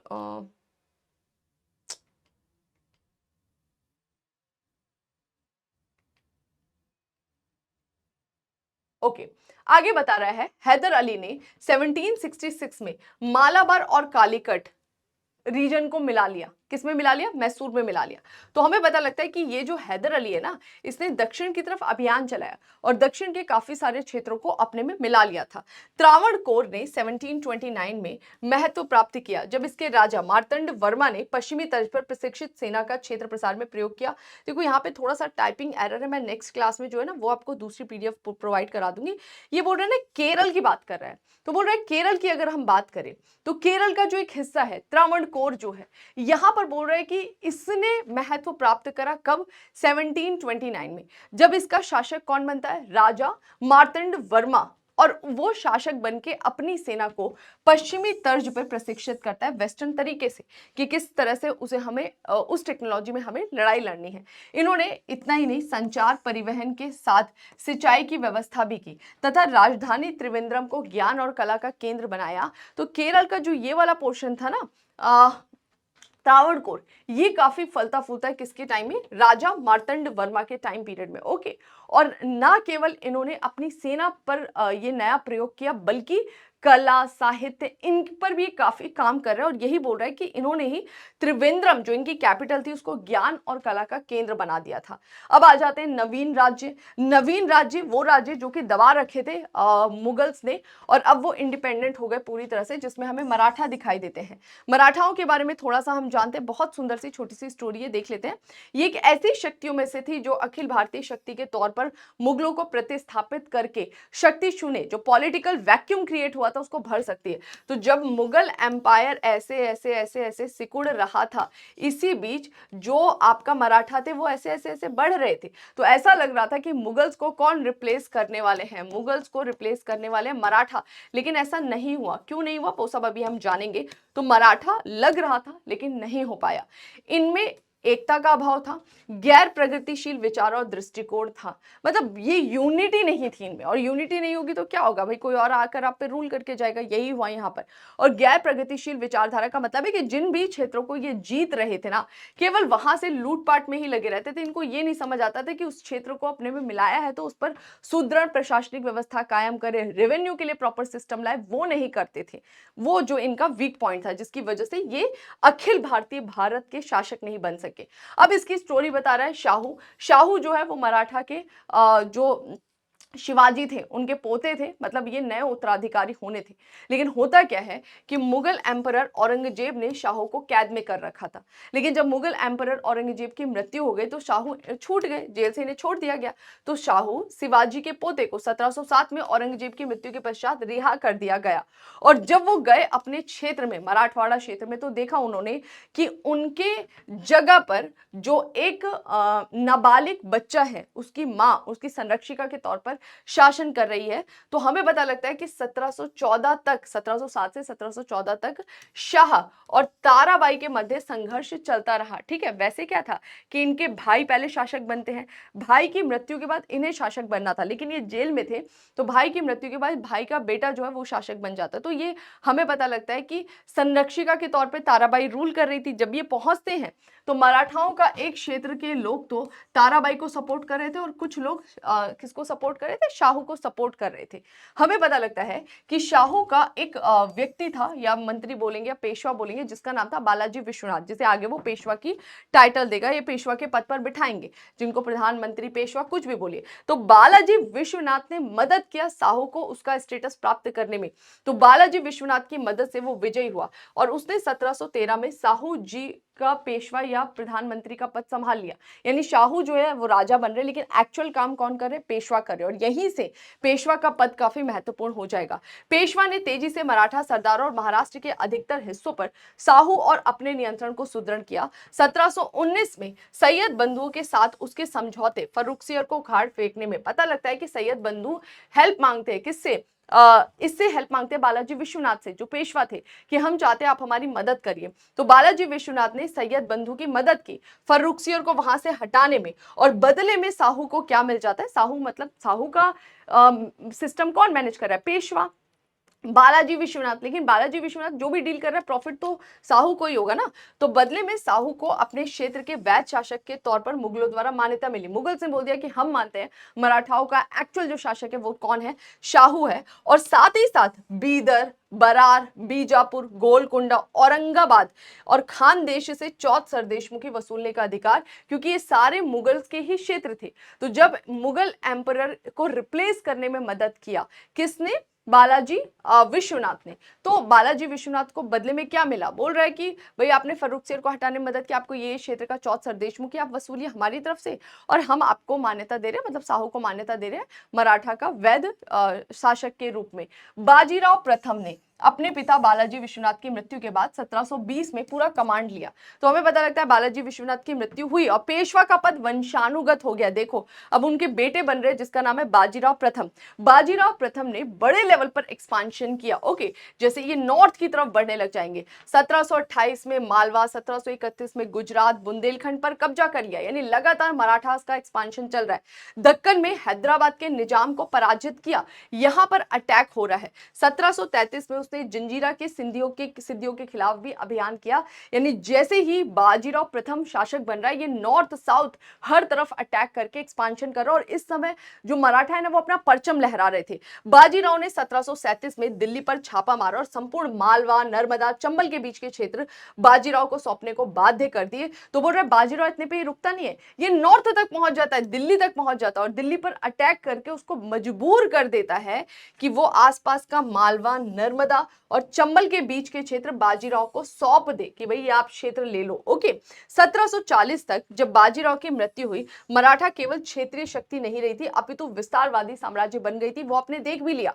देखो क्या होता है ना, बाजीराव प्रथम जब ये रूल करता है, बाजीराव फर्स्ट, तो एक्सपांशन हुआ। तो अभी एक बहुत बड़ी टेरिटरी के रूप में दिखाई दे रहा है ना। मालवा हो गया, गुजरात हो गया, बुंदेलखंड हो गया, नर्मदा रीजन हो गया, ये साउथ में देखिए हैदराबाद तक को इसने परेशान कर दिया निजाम को। तो ये एक विस्तारवादी साम्राज्य या राज्य के रूप में हमें दिखाई देता, और उस समय लग रहा था कि यही अगला अखिल भारतीय साम्राज्य का शासक होगा। फिर हमें दिखाई देते हैं बालाजी बाजीराव। ओके, बालाजी बाजीराव, नाना साहब भी कहा जाता है, 1740 में पेशवा बने और 1761 तक उन्होंने शासन किया। बालाजी बाजीराव ने भी एक्सपांशन की पॉलिसी चालू रखी। 1749 में जैसे ही राजा साहू की मृत्यु हुई, ये वही राजा साहू है जिसे 1707 में औरंगजेब की मृत्यु के बाद छोड़ा गया था, तो वही चल रहा था। लेकिन अब वास्तविक शक्ति पेशवा के हाथ में आ चुकी थी। केवल नाम का साहू काम कर रहा था राजा बनकर। लेकिन जब साहू मरा तो बालाजी बाजीराव ने इस पद को ही खत्म कर दिया और यही एक्चुअल उत्तराधिकारी बन गया। बालाजी बाजीराव मराठा राज्य के वास्तविक और व्यवहारिक शासक बन गए तथा पूना को पेशवा का मुख्यालय के रूप में स्थापित किया कि जो पूना है ये हमारा हेडक्वार्टर या फिर हेड ऑफिस होगा। इसके अंतर्गत मराठा शक्ति और पावरफुल हुई। मालवा, गुजरात, बुंदेलखंड के क्षेत्रों पर नियंत्रण कर मध्य भारत के अधिकांश क्षेत्रों को अपने कंट्रोल में कर लिया था। इमाद उल मुल्क को मराठाओं के मौन समर्थन से मुगल दरबार में वजीर बना दिया गया। अब बोल रहे कि इनका भी रोल था मुगल्स के एम्पायर में अलग अलग अधिकारियों को नियुक्त करने में, जिसमें बोल रहे कि जो इमाद उल मुल्क था ना, उसको इसके सपोर्ट से साइलेंटली इनने सपोर्ट किया। साइलेंटली सपोर्ट मतलब क्या होता है कि दूसरा पक्ष अगर आपका सपोर्ट मांगेगा तो आप चुप रह जाना, आप मत कुछ फेवर में आना, ना आप आना, ना आपको हाँ करना है, ना आपको ना करना है। तो इस तरह का साइलेंट सपोर्ट लिया और इसके सपोर्ट से वहां पर वजीर बन जाता है इमादुल मुल्क, और जब वजीर बनेगा तो वो इसको बेनिफिट देगा। ओके, अब यहीं पर रुकता नहीं है, ये आगे बढ़ जाता है बालाजी बाजीराव इतना आगे बढ़ जाता है कि इसने पंजाब को भी अपने नियंत्रण में ले लिया, जहां पर अहमद शाह अब्दाली का सहायक शासन कर रहा था। हमने अभी थोड़ी देर पहले पढ़ा था कि अहमद शाह अब्दाली ने 1738-39 में अटैक करके पंजाब को जीत लिया था, और वो अफगान शासक था, उसका भारत में इतना इंटरेस्ट था नहीं, तो वो ये पंजाब वाला जो क्षेत्र है यहाँ पर अपने एक सहायक को बिठाकर गया था। लेकिन जब बालाजी बाजीराव इस पर अटैक करता है और पंजाब को जीत लेता है, तो अहमद शाह अब्दाली को गुस्सा आ गया, और यही वो मोमेंट था जब अफगान और मराठा दोनों एक दूसरे के सामने आ खड़े हो गए, और उधर से आता है अब्दाली। मराठा और अफगानों के बीच झगड़े का जन्म हुआ, और फाइनली पानीपत का थर्ड बैटल हुआ 1761 में। मोस्ट इंपॉर्टेंट है, 1761 के इस बैटल के बाद से अफगानों ने मराठों को पराजित किया, और ना केवल पराजित किया, यहीं से मराठाओं का डिक्लाइन चालू हो जाएगा। तो 14 जनवरी 1761 को दोनों सेना एक दूसरे के आमने सामने थी, जहां अफगानी सेना पश्चिमी तर्ज पर प्रशिक्षित थी। इस पर एक मूवी बनाई गई है, लेकिन उस मूवी में ये नहीं दिखाया गया, इस मूवी में कुछ और ही दिखा दिया गया है। कौन सी मूवी है जरा बताइएगा। तो अलग ही दिखा रखा है उसमें, बिल्कुल ही आशिक बना के रख दिया है।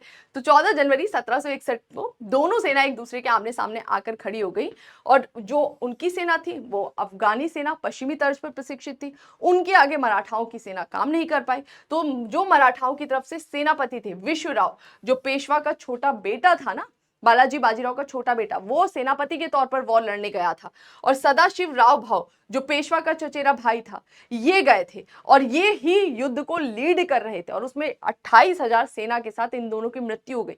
जैसे ही बालाजी बाजीराव को ये खबर पहुंची, भाई वो सदमे में आ गया, बहुत कमजोर हो जाता है, बीमार पड़ जाता है, हिम्मत ही उसकी हार जाती है। तो पानीपत युद्ध ने मराठा के अखिल भारतीय साम्राज्य के सपने को चकनाचूर कर लिया, और पता लगता है कि आगे 2 वर्षों में बकाया वेतन ना मिलने के कारण ये जो अफगानों ने यहाँ पर अटैक करके जीता था ना, ये भी यहाँ पे स्टेबल नहीं हो पाते, क्योंकि यहाँ पर आने वाले 2 साल में पता लगता है जो लोग काम करते हैं ना, मुलाजिम, उनको पैसा नहीं मिलता है। पैसा नहीं मिलता है तो वो काम करने से मना कर देते हैं, बगावत कर देते हैं, और अब्दाली जो है वो भी यहाँ से लौट जाता है अफगानिस्तान वाले क्षेत्र में। तो ये वाला क्षेत्र पे ना मराठा होते हैं ना अब्दाली होता है, और ये पॉलिटिकल वैक्यूम की सिचुएशन क्रिएट होती है। तो जो पानीपत का थर्ड बैटल था, उसने ये तो नहीं बताया कि कौन इंडिया में रूल करेगा, लेकिन ये क्लियर कर दिया कि मराठा भी निपट गए, अफगान भी निपट गए। तो अब रास्ता साफ है, अब कौन आएगा, ईस्ट इंडिया कंपनी एंट्री करेगी। इस प्रकार उत्तर भारत में राजनीतिक शून्य पैदा हो गया। ठीक है, युवा माधव राव 1761 में नया पेशवा बनता है। माधव राव जो कि चौथे पेशवा के रूप में नियुक्त होता है, ये नाबालिग था, तो नाना फडणवीस की हेल्प से ये अपना काम मैनेज कर रहा था। लेकिन फिर यहां पर गड़बड़ होता है, क्या, माधव राव की असमय मृत्यु। ऐसा लग रहा था कि इसके आते चीजें ठीक होंगी, लेकिन अचानक से इसकी मृत्यु हो गई। अब इसकी मृत्यु से वापस से वही अनस्टेबिलिटी क्रिएट हो गई। माधव राव की मृत्यु के बाद उत्तराधिकार की लड़ाई में पूना में केंद्रीय सत्ता को प्रभावित किया। अब देखो, उत्तराधिकार के लिए लड़ाई चालू हो जाती है कि मैं शासक बनूंगा, मैं शासक बनूंगा, माधव राव की मृत्यु के बाद। और ये वो सिचुएशन क्रिएट हुई ना, जब जो पूरा मराठा अब तक एक दिख रहा था ना, वो टूट जाएगा। एक दिख रहा था, वो दिखेगा भी नहीं। ठीक है, तो पेशवा नियंत्रित मराठा 5 स्वतंत्र राज्यों में बटा। बड़ौदा के गायकवाड़, नागपुर के भोसले, ये वो लोग हैं, सरदारों का जो टाइटल था। इंदौर में होलकर, ग्वालियर में सिंधिया, और पूना में पेशवा। ये 5 जो है हमें पावरफुल सरदार दिखाई देते हैं, जिसमें पेशवा के बारे में तो आप जानते ही हैं। इनमें सिंधिया और होलकर ज्यादा पावरफुल थे, जहां महादजी सिंधिया, अब पेशवा जो है वो बहुत ही वीक हो जाते हैं इस मूवमेंट पर, कोई और शासक था नहीं, लेकिन इसी मूवमेंट पे हमें दिखाई दिया जो सिंधिया के महादजी सिंधिया थे वो थोड़े पावरफुल थे। उन्होंने दिल्ली का नियंत्रण प्राप्त करा, राजपूतों के साथ साथ अपने प्रतिस्पर्धी होलकर और नाना फडणवीस को भी पराजित किया। तो वो दिखाई दे रहा है कि महादजी सिंधिया एक पावरफुल रूलर के रूप में उभर रहे थे। लेकिन इसी बीच क्या होता है, 1794 में महादजी सिंधिया की आकस्मिक मृत्यु हो गई, और 1800 में जो नाना फडणवीस थे, जो पेशवा की हेल्प कर रहे थे, उसकी भी मृत्यु हो गई। तो पेशवा की मदद करने वाले की भी मृत्यु हो गई, जो एक सिंधिया के महादजी सिंधिया देख रहे हैं उनकी भी मृत्यु होगी। और ये वो सिचुएशन क्रिएट हुई जब मराठा में कोई होशियार व्यक्ति नहीं बचा, और यही वो टाइम पीरियड है जहां पर ब्रिटिश घुस जाएंगे मराठाओं के इंटरनल मैटर में, और वो इनको पूरी तरह से एक्सप्लॉइट करेंगे। ओके, यानी कि इनके उत्तराधिकार के मैटर में घुसेंगे, वॉर लड़ेंगे, और फाइनली मराठा वाले रीजन को भी कॉन्कर कर लेंगे, जिसके बारे में हम जानेंगे आंग्ल मराठा वॉर में। अब आ जाते हैं सिखों के बारे में। गुरु गोविंद सिंह सिखों को उनके धर्म की रक्षा हेतु एक आक्रामक पंथ के रूप में रूपांतरित किया। देखो, सिख स्टेट कहां पर है, किधर है भैया, ओहो पिक्चर नहीं है यहाँ पे। चलिए देखते हैं, कहीं तो होगा। ये देखिए, ये रहा सिख स्टेट, ठीक है। ये थोड़ा लोकेशन देखते रहिए, लोकेशन हमारे लिए इंपॉर्टेंट है, ठीक है। तो यहाँ पर क्या बोल रहा है कि जो सिख है ना, जब हमें पता लगता है यहाँ पे गुरु परंपरा चली, हमें आखिरी गुरु दिखाई देते, इन्होंने उनके अंदर आक्रामक एक पंथ स्टैब्लिश किया, यानी कि उसका सैन्यकरण कर दिया, ठीक है। तो गुरु गोविंद सिंह ने सिखों को उनके धर्म की रक्षा हेतु, कि जब भी धर्म पे बात आएगी उस समय आपको आक्रामक हो जाना है, आक्रामक पंथ के रूप में रूपांतरित किया, उसका सैन्यकरण कर दिया। आगे चल के गुरु परंपरा तो समाप्त हुई। बंदा बहादुर एक ऐसे व्यक्ति था जिसने कोशिश किया कि वो सिखों के क्षेत्र को वापस से एकीकृत कर सके, और काफी काम भी किया। 1708 में सिखों का नेतृत्व संभाला, लेकिन पराजित हुआ और वो आगे चल के मारा जाता है। बंदा बहादुर बहुत कुछ कर नहीं पाए थे। और फिर ये सिचुएशन ऐसी थी कि जो सिख वाला क्षेत्र है ना, काफी बिखरा बिखरा सा लग रहा था। इसके पास वापस पावर कब आई? अब सिख वाला क्षेत्र क्यों बिखरा लग रहा था? क्योंकि इसके दुश्मन हमें कौन दिखाई देते हैं? मुगल्स दिखाई दे रहे थे, ठीक है। तो मुगल्स की वजह से कमजोर था। लेकिन जब मुगल्स खुद निपटेंगे, 1738-39 में अटैक होगा मुगल्स पर, किसका? क्या बोलते हैं, नादिर शाह का, फिर आगे अहमद शाह का। तो ये वो मोमेंट था जब वापस से सिखों को मौका मिला कि अब वो अपने आप को वापस से एकीकृत कर सकते हैं। और इसी क्रम में जो सिख रीजन है, यहां पर हमें मिसल दिखाई दिए, ओके। और उन्हीं मिसल में से एक था जिसका नाम था सुकर चकिया मिसल। 12 मिसल थे टोटल, जिसमें से एक था सुकर चकिया मिसल। इसके प्रमुख का बेटा था जिसका नाम था रणजीत सिंह। रणजीत सिंह ने इंपॉर्टेंट रोल प्ले किया सिख के एम्पायर को स्टैब्लिश करने में, या फिर सिखों के क्षेत्र को शक्तिशाली बनाने में। जैसे ही रणजीत सिंह ने कमांड संभाला, हमें पता लगता है 1799 में उसने सबसे पहले लाहौर, 1802 में अमृतसर पर विजय प्राप्त की, ओके। इतना ही नहीं, जब ये 1799 की और 1802 की बात कर रहा है, इस समय तक तो ब्रिटिश काफी सारे क्षेत्र जीत चुके थे। इस समय तक ब्रिटिश के पास बंगाल आ चुका था, मैसूर आ चुका था, मराठा में थोड़ा बहुत इंटरफेयर वो चालू कर रहे थे, तो ब्रिटिश पावरफुल थे। तो ब्रिटिश के साथ में रणजीत सिंह ने ट्रीटी कर ली। ब्रिटिश भी चाहते थे उससे ट्रीटी करना, वो नहीं चाहते कि तुम आगे बढ़ो, और रणजीत सिंह भी उनसे पंगा नहीं लेना चाहते। तो दोनों ने मिलजुल के ट्रीटी कर लिया, और क्या कर लिया, अपना एक लाइन क्रिएट कर लिया, और बोला कि जो सतलज नदी है, सतलज नदी के आगे हम नहीं बढ़ेंगे और तुम भी इसके इधर नहीं बढ़ोगे। और इस ट्रीटी को क्या बोला गया? ट्रीटी ऑफ अमृतसर बोला गया। अब आपका होमवर्क है, कौन बच्चा वीडियो पूरी देखता है मुझे पता लग जाएगा, कॉमेंट सेक्शन में बताइए कि ट्रीटी ऑफ अमृतसर किस साल किया गया था। छोटा सा फैक्ट है, सबको पता होगा। यूरोपियों की मदद से उसने अपनी सेना को अत्यधिक आधुनिकृत किया। अब इस बीच रणजीत सिंह, जो ये सतलज को अपनी सीमा बना के यहाँ पर रूल कर रहा है, इसने अपने आप को बहुत पावरफुल किया। इवन कहा जाता है कि ईस्ट इंडिया कंपनी के बाद जो पूरा एशिया है, वहां पर दूसरी सबसे मजबूत सेना रणजीत सिंह की दिखाई देती थी। इतनी पावरफुल सेना थी। वेस्टर्न कल्चर पर उसने अपनी आर्मी को प्रशिक्षित किया, ट्रेनिंग दिया। और फिर हमें दिखाई दिया जब तक रणजीत सिंह थे स्थिति अच्छी चली, लेकिन उनकी मृत्यु के बाद चीजें जो है वो काफी कमजोर हो जाएंगी। 1839 में उनके जो भी उत्तराधिकारी थे वो योग्य नहीं थे। खड़क सिंह, दिलीप सिंह, वो सब हम हिस्ट्री आगे देखेंगे जब ब्रिटिश उनसे लड़ाई लड़ेंगे, और फिर चीजें धीरे धीरे डिक्लाइन हो गई और सिख क्षेत्र जो है वो ब्रिटिश के नियंत्रण में आ गया। इस बीच 1838 में उन्हें एक त्रिपक्षीय संघर्ष करना पड़ा। बीच में एक बार और ऐसी सिचुएशन आई थी रणजीत सिंह के सामने, थोड़ा सा परेशानी वाली।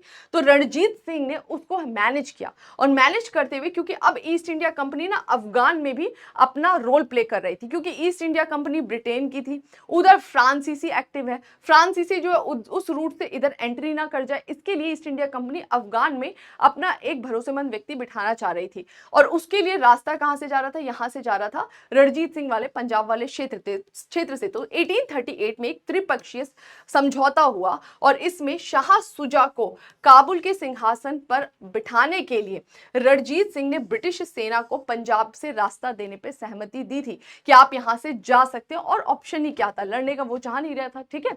तो ये था हमारा रणजीत सिंह वाला, या फिर सिखों के बारे में आपने बेसिक जाना। डिटेल हम वॉर्स जो है ना वो सब ब्रिटिश के आने के बाद पढ़ेंगे। रोहेला और बंगश पठान, लास्ट हमें छोटे से ये दो रूलर्स दिखाई देते हैं अलग क्षेत्र में। 18वीं शताब्दी के मध्य में नादिर शाह के आक्रमण के पश्चात उत्तर भारत में सत्ता के पतन का, देखो नादिर शाह लोगों ने अटैक किया था ना, तो उत्तर भारत में बड़ा पॉलिटिकल वैक्यूम क्रिएट हुआ था, नए नए राज्यों को भरने का मौका मिला था, जिसमें से एक थे अली मोहम्मद खान। इन्होंने फायदा उठाया, एक छोटे राज्य रोहेलखंड की स्थापना की। रोहेलखंड की लोकेशन का वो देख लीजिए, यह क्षेत्र हिमालय के गिरिपाद में, उत्तर में कुमाऊं, दक्षिण में गंगा, इस तरह से ये सिचुएटेड है रोहेलखंड। तो यहां पर हमें रोहेलखंड या रोहेला का रूल दिखाई देता है, अली मोहम्मद खां के द्वारा स्थापित किया गया। ठीक है, इसके अलावा पूरब में मोहम्मद खां बंगश जो थे ना, उन्होंने फर्रुखाबाद का शासक अपने आप को घोषित कर दिया। ओके, और इलाहाबाद और बुंदेलखंड तक अपने साम्राज्य का विस्तार किया। तो ये उत्तर प्रदेश और उत्तराखंड में हमें दो क्षेत्र दिखाई देते, एक रोहेलों का और एक बंगश का। कौन थे, किसने स्टैब्लिश किया था और किस टाइम पर किया था, ये थोड़ा सा याद रखना है जब अफगानी अटैक करते हैं।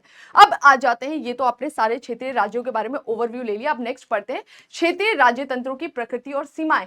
कैसे थे ये क्षेत्रीय राज्य तंत्र? तो बोल रहे हैं कि नवीन उदित क्षेत्रीय शक्तियों ने इस महत्व को स्वीकार किया, यहां तक कि मराठाओं और सिखों के विद्रोही मुखियाओं ने भी मुगल शासन की सर्वोच्चता मान्यता दी। बोल रहे चाहे कोई भी थे, चाहे उत्तराधिकारी राज्य थे, बंगाल था, अवध था, हैदराबाद था, या फिर विद्रोही राज्य थे, मराठा थे, जाट थे, इन्होंने भी मुगल की सत्ता को स्वीकारा, उसको डिनाई नहीं किया। प्रत्येक राज्य में अपनी जरूरतों के मुताबिक अपने प्रशासनिक संगठन ढांचों में परिवर्तन किया गया। बोला है ओवरऑल जो मैनेजमेंट था वो तो वही था जो मुगल चला रहे थे। ओवरऑल चेंज नहीं किया, छोटे मोटे उन्होंने चेंजेस किए जरूरत के हिसाब से। बंगाल को लगा हमको चेंज करना चाहिए, छोटा मोटा वो कर लिया, लेकिन जो बेसिक ढांचा था वो वही रहा जो मुगल के समय चल रहा था। ओके, 18वीं शताब्दी के पूर्वार्ध में उदीयमान राज व्यवस्था प्रकृति में क्षेत्रीय थी और जमींदारों, व्यापारियों, स्थानीय कुलीनों, मुखियाओं जैसे स्थानीय समूह के सहयोग से कार्य करती थी। बोल रहे इस समय हमें जो एक नई व्यवस्था दिखाई दी कि जो जमींदारी व्यवस्था थी वो कौन मैनेज कर रहा है, मतलब रेवेन्यू जो कलेक्ट करने का काम है वो कौन कर रहा है। तो बोल रहे इनके माध्यम से उस समय की राज व्यवस्था जो है वो चलते हुए हमें दिखाई देती है। जमींदार, स्थानीय मुखिया केंद्रीय सत्ता के अभाव में स्थानीय लोगों के संरक्षक के रूप में सामने आए। अब देखो यहाँ पे कोई केंद्रीय सत्ता तो दिखाई नहीं दे रही, मुगल्स का डिक्लाइन हो जा रहा है। कौन हमें दिखाई दे रहा है? क्षेत्रीय लेवल पर छोटे छोटे राज्य दिखाई दे रहे हैं। तो ये वो टाइम थे जब और मौका मिल रहा है इनको उभरने का, और ये जो है ना वो लोकल लेवल पर गाँव का ना केवल रेवेन्यू कलेक्ट करते हैं, छोटे छोटे मैनेज भी करने लगते हैं, यानी इनको काफी महत्व मिलने लग जाता है इस समय। प्रांतीय शासकों ने स्वयं के शासन को बनाए रखने के लिए इन विभिन्न स्थानीय हितों को भी ध्यान में रखा। प्रांतीय शासक जो भी इस क्षेत्र के रूलर थे उन्होंने भी ज्यादा पंगा नहीं लिया, वो भी चाह रहे थे कि हम ऊपर से मैनेज करें, ग्राउंड लेवल पर चीजें चलती रहे जब तक कि कोई जमींदार या कुलीन बड़ा विद्रोह ना करते। ओके, सामाजिक आर्थिक दशाएं, अब ये जाना बहुत जरूरी है। ब्रिटिश बार बार बोलते हैं हम आए थे तो तुम गरीब थे, हम आए थे तुम्हारी स्थिति ऐसी थी। अब हम देख लेते हैं कि जब ब्रिटिश आए थे तो हमारी स्थिति कैसी थी, और जब मैं चैप्टर का एंड करूंगी तब बताऊंगी जब तुम गए हो तो हमें कैसे छोड़कर गए हो। तो सामाजिक आर्थिक दशाएं, 18वीं शताब्दी में भारत को अव्यवस्था के शिकार के तौर पर चित्रित कर इसको अंधा युग कह देते हैं ब्रिटिश। ब्रिटिश बोलते हैं कि 18वीं शताब्दी जब हम तुम्हारे यहाँ पे रूल करने आए थे बिल्कुल अंधकार युग चल रहा था, लेकिन एक्चुअल स्टेटस क्या है कि वैश्विक रूप से भारत आर्थिक तौर पर पिछड़ा नहीं था। इकोनॉमिकली अगर हम देखें तो इस समय इंडिया पिछड़ा नहीं था वैश्विक तौर पर अगर आप कंपेयर करें, और अगर इसी समय आप पैरेलल कंपेयर करें यूरोप और उत्तरी अमेरिका, जिसको आप बोल रहे हैं समृद्ध राज्य, जो बोल रहे हैं हम रूल करेंगे तुम पर, वो कोई बहुत इकोनॉमिकली स्ट्रांग नहीं थे। 19th सेंचुरी में जाके वो पावरफुल हुए जब वहां पे इंडस्ट्रियलाइजेशन आया। तो ना तो तुम बहुत मजबूत थे और ना ही हम कमजोर थे, तो हमारा इकोनॉमिकली स्टेटस काफी अच्छा था इस समय। हालांकि इस शताब्दी में भारत आर्थिक, सामाजिक, सांस्कृतिक रूप से पर्याप्त प्रगति नहीं कर सका। प्रगति का मतलब है आप हो धनवान, आप हो पावरफुल, लेकिन आप उसमें नई टेक्नोलॉजी लाई नहीं रहे हो, चेंजेस नहीं ला रहे हो, स्किल नहीं ला रहे हो। तो वो हमें दिखाई दिया कि इस समय पे वो नए चेंजेस नहीं आए। नए चेंजेस नहीं आने की वजह से जो विकास हो रहा था ना वो अवरुद्ध टाइप का था, वो इस टाइप का ना जाके इस तरह का जा रहा था। स्लोप जो है ना वो थोड़ा स्टेडी सा हमें दिखाई देता है। ठीक है, नेक्स्ट बोल रहा है आर्थिक दशाएं। इस समय हमारी इकोनॉमिकली सिचुएशन कैसी थी? तो 18वीं शताब्दी के पूर्वार्ध में अर्थव्यवस्था की मूलभूत इकाई ग्राम समुदाय था। गांव ही पूरा अपने लेवल पर चीजों को मैनेज कर रही थी। राज्य के साथ इसका संबंध महत्व भू राजस्व के भुगतान तक सीमित था, यानी जो गांव था ये उसको राजस्व देता था और राज्य उसका उपभोग करता था और उसको सुविधा देता था, ये चल रहा था। भारत में अगर हम इस समय देखें आर्थिक स्थिति, तो दस्तकारी का विकास उच्च स्तर पर पहुंच गया तथा विश्वव्यापी बाजार का ध्यान आकर्षित किया। भारत में जितने भी दस्तकारी उद्योग थे बड़े लेवल पर फल फूल रहे थे। साउथ ईस्ट एशिया, यूरोप हो गया, सब जगह पे भारतीय दस्तकारियों के बनाए गए सामानों की काफी डिमांड थी। तो नो डाउट हमारा व्यापार बहुत बड़े लेवल पर था, हमारा एक्सपोर्ट बहुत बड़े लेवल पर था और वो एक्सपोर्ट हमें फायदा पहुंचा रहा था। उत्तर भारत में जगत सेठ, नगर सेठ, दक्षिण भारत में चिट चेट्टी का उदय हो रहा है। जगत सेठ, नगर सेठ, चेट्टी, ये लोग कौन है? ये लोग हैं ऋण पर पैसा दे रहे हैं, ये लोग जो है वो बैंक का काम कर रहे हैं, हुंडी का काम कर रहे हैं, यानी व्यापार बड़े लेवल पर हो रहा है। तो हमारी व्यापारिक स्थिति इस समय काफी अच्छी दिखाई देती है, यानी हमारा इकोनॉमिकल सिचुएशन ठीक था। एजुकेशन वाइज अगर हम देखें तो हमें पता लगता है कि विज्ञान और प्रौद्योगिकी के अध्ययन की उपेक्षा की गई, ये हमारी वीकनेस थी, इसी वजह से आगे हम पर वो रूल करेंगे। टेक्नोलॉजी में हम पीछे रह गए, लेकिन अगर हम बात करें विधि, धर्म, तर्क, दर्शन, ये सब हमारे यहाँ पर चल रहा था। और अगर हम एजुकेशन की बात करें तो प्राइमरी लेवल की एजुकेशन तो हर बच्चे तक पहुंच रही है, प्राथमिक शिक्षा बहुत बड़े लेवल पर था, लेकिन जो हायर एजुकेशन थी वो हमें इस समय नहीं दिखाई देती है। हिंदू जो थे उनके बीच उच्च शिक्षा मुख्य रूप से ब्राह्मण के बीच संस्कृत अधिगम पर आधारित थी। बोल रहे कि प्राइमरी एजुकेशन ज्यादा लोगों तक पहुंच रही थी, हायर एजुकेशन कम लोगों को मिलता था, और उसमें भी हिंदू जो है ना, उनमें ब्राह्मण जो थे वो हायर एजुकेशन तक पहुंच पाते थे, और उसमें भी कौन सा मोड था? संस्कृत था। अब अगर हम बात करें फारसी शिक्षा, तो देखो इस समय मुगल्स ही रूल कर रहे हैं, तो फारसी राजकीय भाषा थी, तो नो डाउट राजकीय भाषा होने के कारण चाहे हिंदू हो मुस्लिम है, सभी लोग फारसी का अच्छा ज्ञान प्राप्त करते हैं। विमेन्स की क्या सिचुएशन थी? बहुत बुरी हमारी स्थिति हो चुकी थी। पितृसत्तात्मक समाज था, पैट्रियार्कल सोसाइटी थी, तो महिलाओं को बेहद न्यून व्यक्तित्व हासिल थी, मतलब हमारा इंडिविजुअल स्टेटस कुछ नहीं था इस समय। उच्च वर्ग की महिलाओं घर पर रहती थी, निम्न वर्ग की महिलाएं परिवार के आय में हाथ बटाने के लिए बाहर जाती थी, जैसा आज भी हमें दिखाई देता है। आज तो खैर उच्च वर्ग की महिलाएं भी बाहर निकल रही हैं। हिंदू और मुस्लिम दोनों महिलाओं के बीच पर्दा प्रथा आम बात थी, उनमें घूंघट, उनमें हिजाब अलग तरीकों से। सती, बाल विवाह, बहु विवाह जैसी जो समाज में शोषक गतिविधियां वो चल रही थी, सती प्रथा जो चल रही थी वो चली रही थी, बाल विवाह, बहु विवाह ये और घर कर जाता है। ओके, बहु विवाह मतलब एक एक व्यक्ति चार चार पत्नियां रख रहा है ना, चाहे हिंदू हो चाहे मुस्लिम हो। दहेज जैसी बुरी प्रथा विशेष रूप से बंगाल और राजपूताना में दिखाई देती, आज भी दिखाई देती है। भाई लड़के बहुत प्राउड करते हैं, मतलब लड़के किसी को पता लगे ना, अच्छा इसको 50 लाख दहेज मिल रहा है, मेरे को 50 लाख दहेज मिल रहा है, इसको तो दहेज मिल ही नहीं रहा है। अरे नलायक को, तुमको खरीदा जा रहा है और तुम खरीदने के लिए तैयार हुए, तुम्हारा एक वैल्यू है, तुम्हारा एक मूल्य है। तो अब आदमी भी बिक जाए तो क्या ही बात है, गुलामी हो गए ना। तो वो दहेज प्रथा उस समय पे घर कर रही थी, वो आज भी चल रही है। सांस्कृतिक स्थिति की बात करें तो सांस्कृतिक रूप से हमें संपूर्णता के लक्षण दिखाई देते हैं। सांस्कृतिक रूप से हम काफी इस समय फल फूल रहे थे। मुगल्स के टाइम पीरियड में बहुत हमारा डेवलपमेंट हुआ है, लेकिन कहां पर हम कमजोर थे? वैज्ञानिक रूप से यहां पर हमारी कमजोरी दिखाई देती, और यही कारण था कि ब्रिटिश हम पर रूल कर गए 200 साल। अधिकतर भारतीय शासकों ने सैन्य प्रशिक्षण, आयुध और युद्ध की कला की तकनीकी के अलावा पश्चिमी चीजों में रुचि नहीं दिखाई। बोल रहे कि जो भारतीय शासक थे ना, उनमें बोल रहा है कि वो इन चीजों के अलावा जो भी पश्चिमी चीज थी उनमें रुचि नहीं दिखा रहे थे। थोड़ा बहुत जो वेस्टर्न तरीके से जो चीजों को कर लेना, जैसे कि सेना को प्रशिक्षित कर देना, कोई उनके हथियार वगैरह, बस इतने तक ही सीमित थे, बाकी चीजों पर उन्होंने ध्यान नहीं दिया। भाषा और साहित्य के रूप में बड़े लेवल पर डेवलपमेंट हमें दिखाई देता है, सकारात्मक संकेत दिखते हैं। सांप्रदायिकता रूप से ये सौहार्दता, भले ब्रिटिश इसको मुस्लिम काल बोलते, लेकिन सांप्रदायिक रूप से बहुत सौहार्दता का काल था, सब लोग एक दूसरे से मिलजुल कर रहते थे। दास व्यवस्था का क्या हाल था? नो डाउट इस समय भारत में दास व्यवस्था थी, लेकिन हमारी दास व्यवस्था यूरोपियन दास व्यवस्था की तरह तो बिल्कुल नहीं थी। उनके दास एक्चुअल दास थे। हमारे यहाँ पर जो दास चल रहा था, ये प्राउड की बात नहीं है, लेकिन फिर भी बता रहे हैं कि वैसा वाला दास व्यवस्था नहीं था। भारत में दो श्रेणियां दिखाई देती है दास की, एक घरेलू दास और एक कृषि दास। कृषि दास को भूमि की बिक्री के साथ साथ नए स्वामी को बेच दिया जाता था, मतलब वो उसी भूमि पर जोत का काम करते थे, और जब वो भूमि किसी को जाती थी तो वो व्यक्ति भी उसी के साथ उसी भूमि को मतलब उसी भूमि के मालिक को मिल जाता था। राजपूत, खत्री, कायस्थ ऐसे परिवार अपने घरेलू कार्य के लिए घरेलू दास रखते थे। पुर्तगाली, डच, अंग्रेज के आने से हमारे भारत की दास व्यवस्था को एक नया आयाम मिला, और वो नया आयाम क्या हुआ कि 1752 में दासों की नियमित खरीदारी के लिए पंजीकरण हो रहा है, और उसके लिए कलकत्ता हाउस को बनाया गया। तो ये एक नई व्यवस्था लेकर आए, जो उनके यहाँ पर चलता था वैसा कुछ उन्होंने यहाँ पर इंट्रोड्यूस किया। कला स्थापत्य के रूप में हमें दिखाई देता है कि अब क्षेत्रीय कला का विकास होगा, क्योंकि मुगल्स का तो डिक्लाइन हो गया, सेंटर लेवल पर अब कोई ब्रिटिश तो देने नहीं वाले इन्हें संरक्षण। तो अब हमें दिखाई देगा हैदराबाद, लखनऊ, मुर्शिदाबाद, जयपुर ये कला के केंद्र बनते हैं। जैसे आसफुद्दौला ने 1784 में लखनऊ में एक इमामबाड़ा का निर्माण करा। इमामबाड़ा में जो पिलर्स की जो पोजीशन गायब है, वो अपने आप में एक बहुत ही यूनिक चीज हमें दिखाई देती है, मुहर्रम सेलिब्रेट करने के लिए बनाया गया। इसी तरह सवाई जयसिंह ने पिंक सिटी जिसे बोलते हैं जयपुर, उसका जिस तरह से निर्माण कराया, और 5 खगोलीय वेधशालाओं का निर्माण कराया, ये अपने आप में कला स्थापत्य का नमूना है। अमृतसर के महाराजा रणजीत सिंह ने सिख तीर्थ स्थल का नवीनीकरण किया अमृतसर में, कैसे, वो दिखाई देता है। उर्दू, हिंदी, बंगाली, असमिया, पंजाबी, मराठी, तेलुगु, ये सारी जो भाषाएं हैं इस समय बहुत फलती फूलती है। क्षेत्रीय भाषाएं भी हमें फलती फूलती दिखाई दे रही है। और भारत में ईसाई मिशनरियों ने प्रेस की स्थापना की और बाइबल का देसी संस्करण भी पारित हुआ। यानी कि कुल मिला के साहित्य के क्षेत्र में प्रेस के आने से और ज्यादा हमें विकास दिखाई देता है। तो ये था हमारा एक सेशन, ये ओवरव्यू था, बता रहा था कि जब ब्रिटिश एंट्री करेंगे, एंट्री मतलब व्यापार के लिए नहीं, 1600 नहीं, 1757, वहां पर हम जानेंगे कि ये क्या स्टेटस है।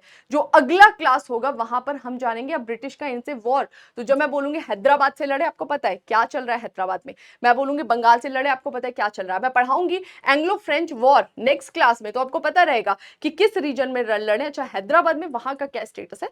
तो उसको कनेक्ट करने के लिए ये चीजें बतानी जरूरी थी। अब मिलते हैं नए सेशन में, तब तक अपना ध्यान रखिए, रिवीजन करते रहिए। कोई भी डाउट है कमेंट सेक्शन में अपना फीडबैक जरूर दीजिए। Thank you.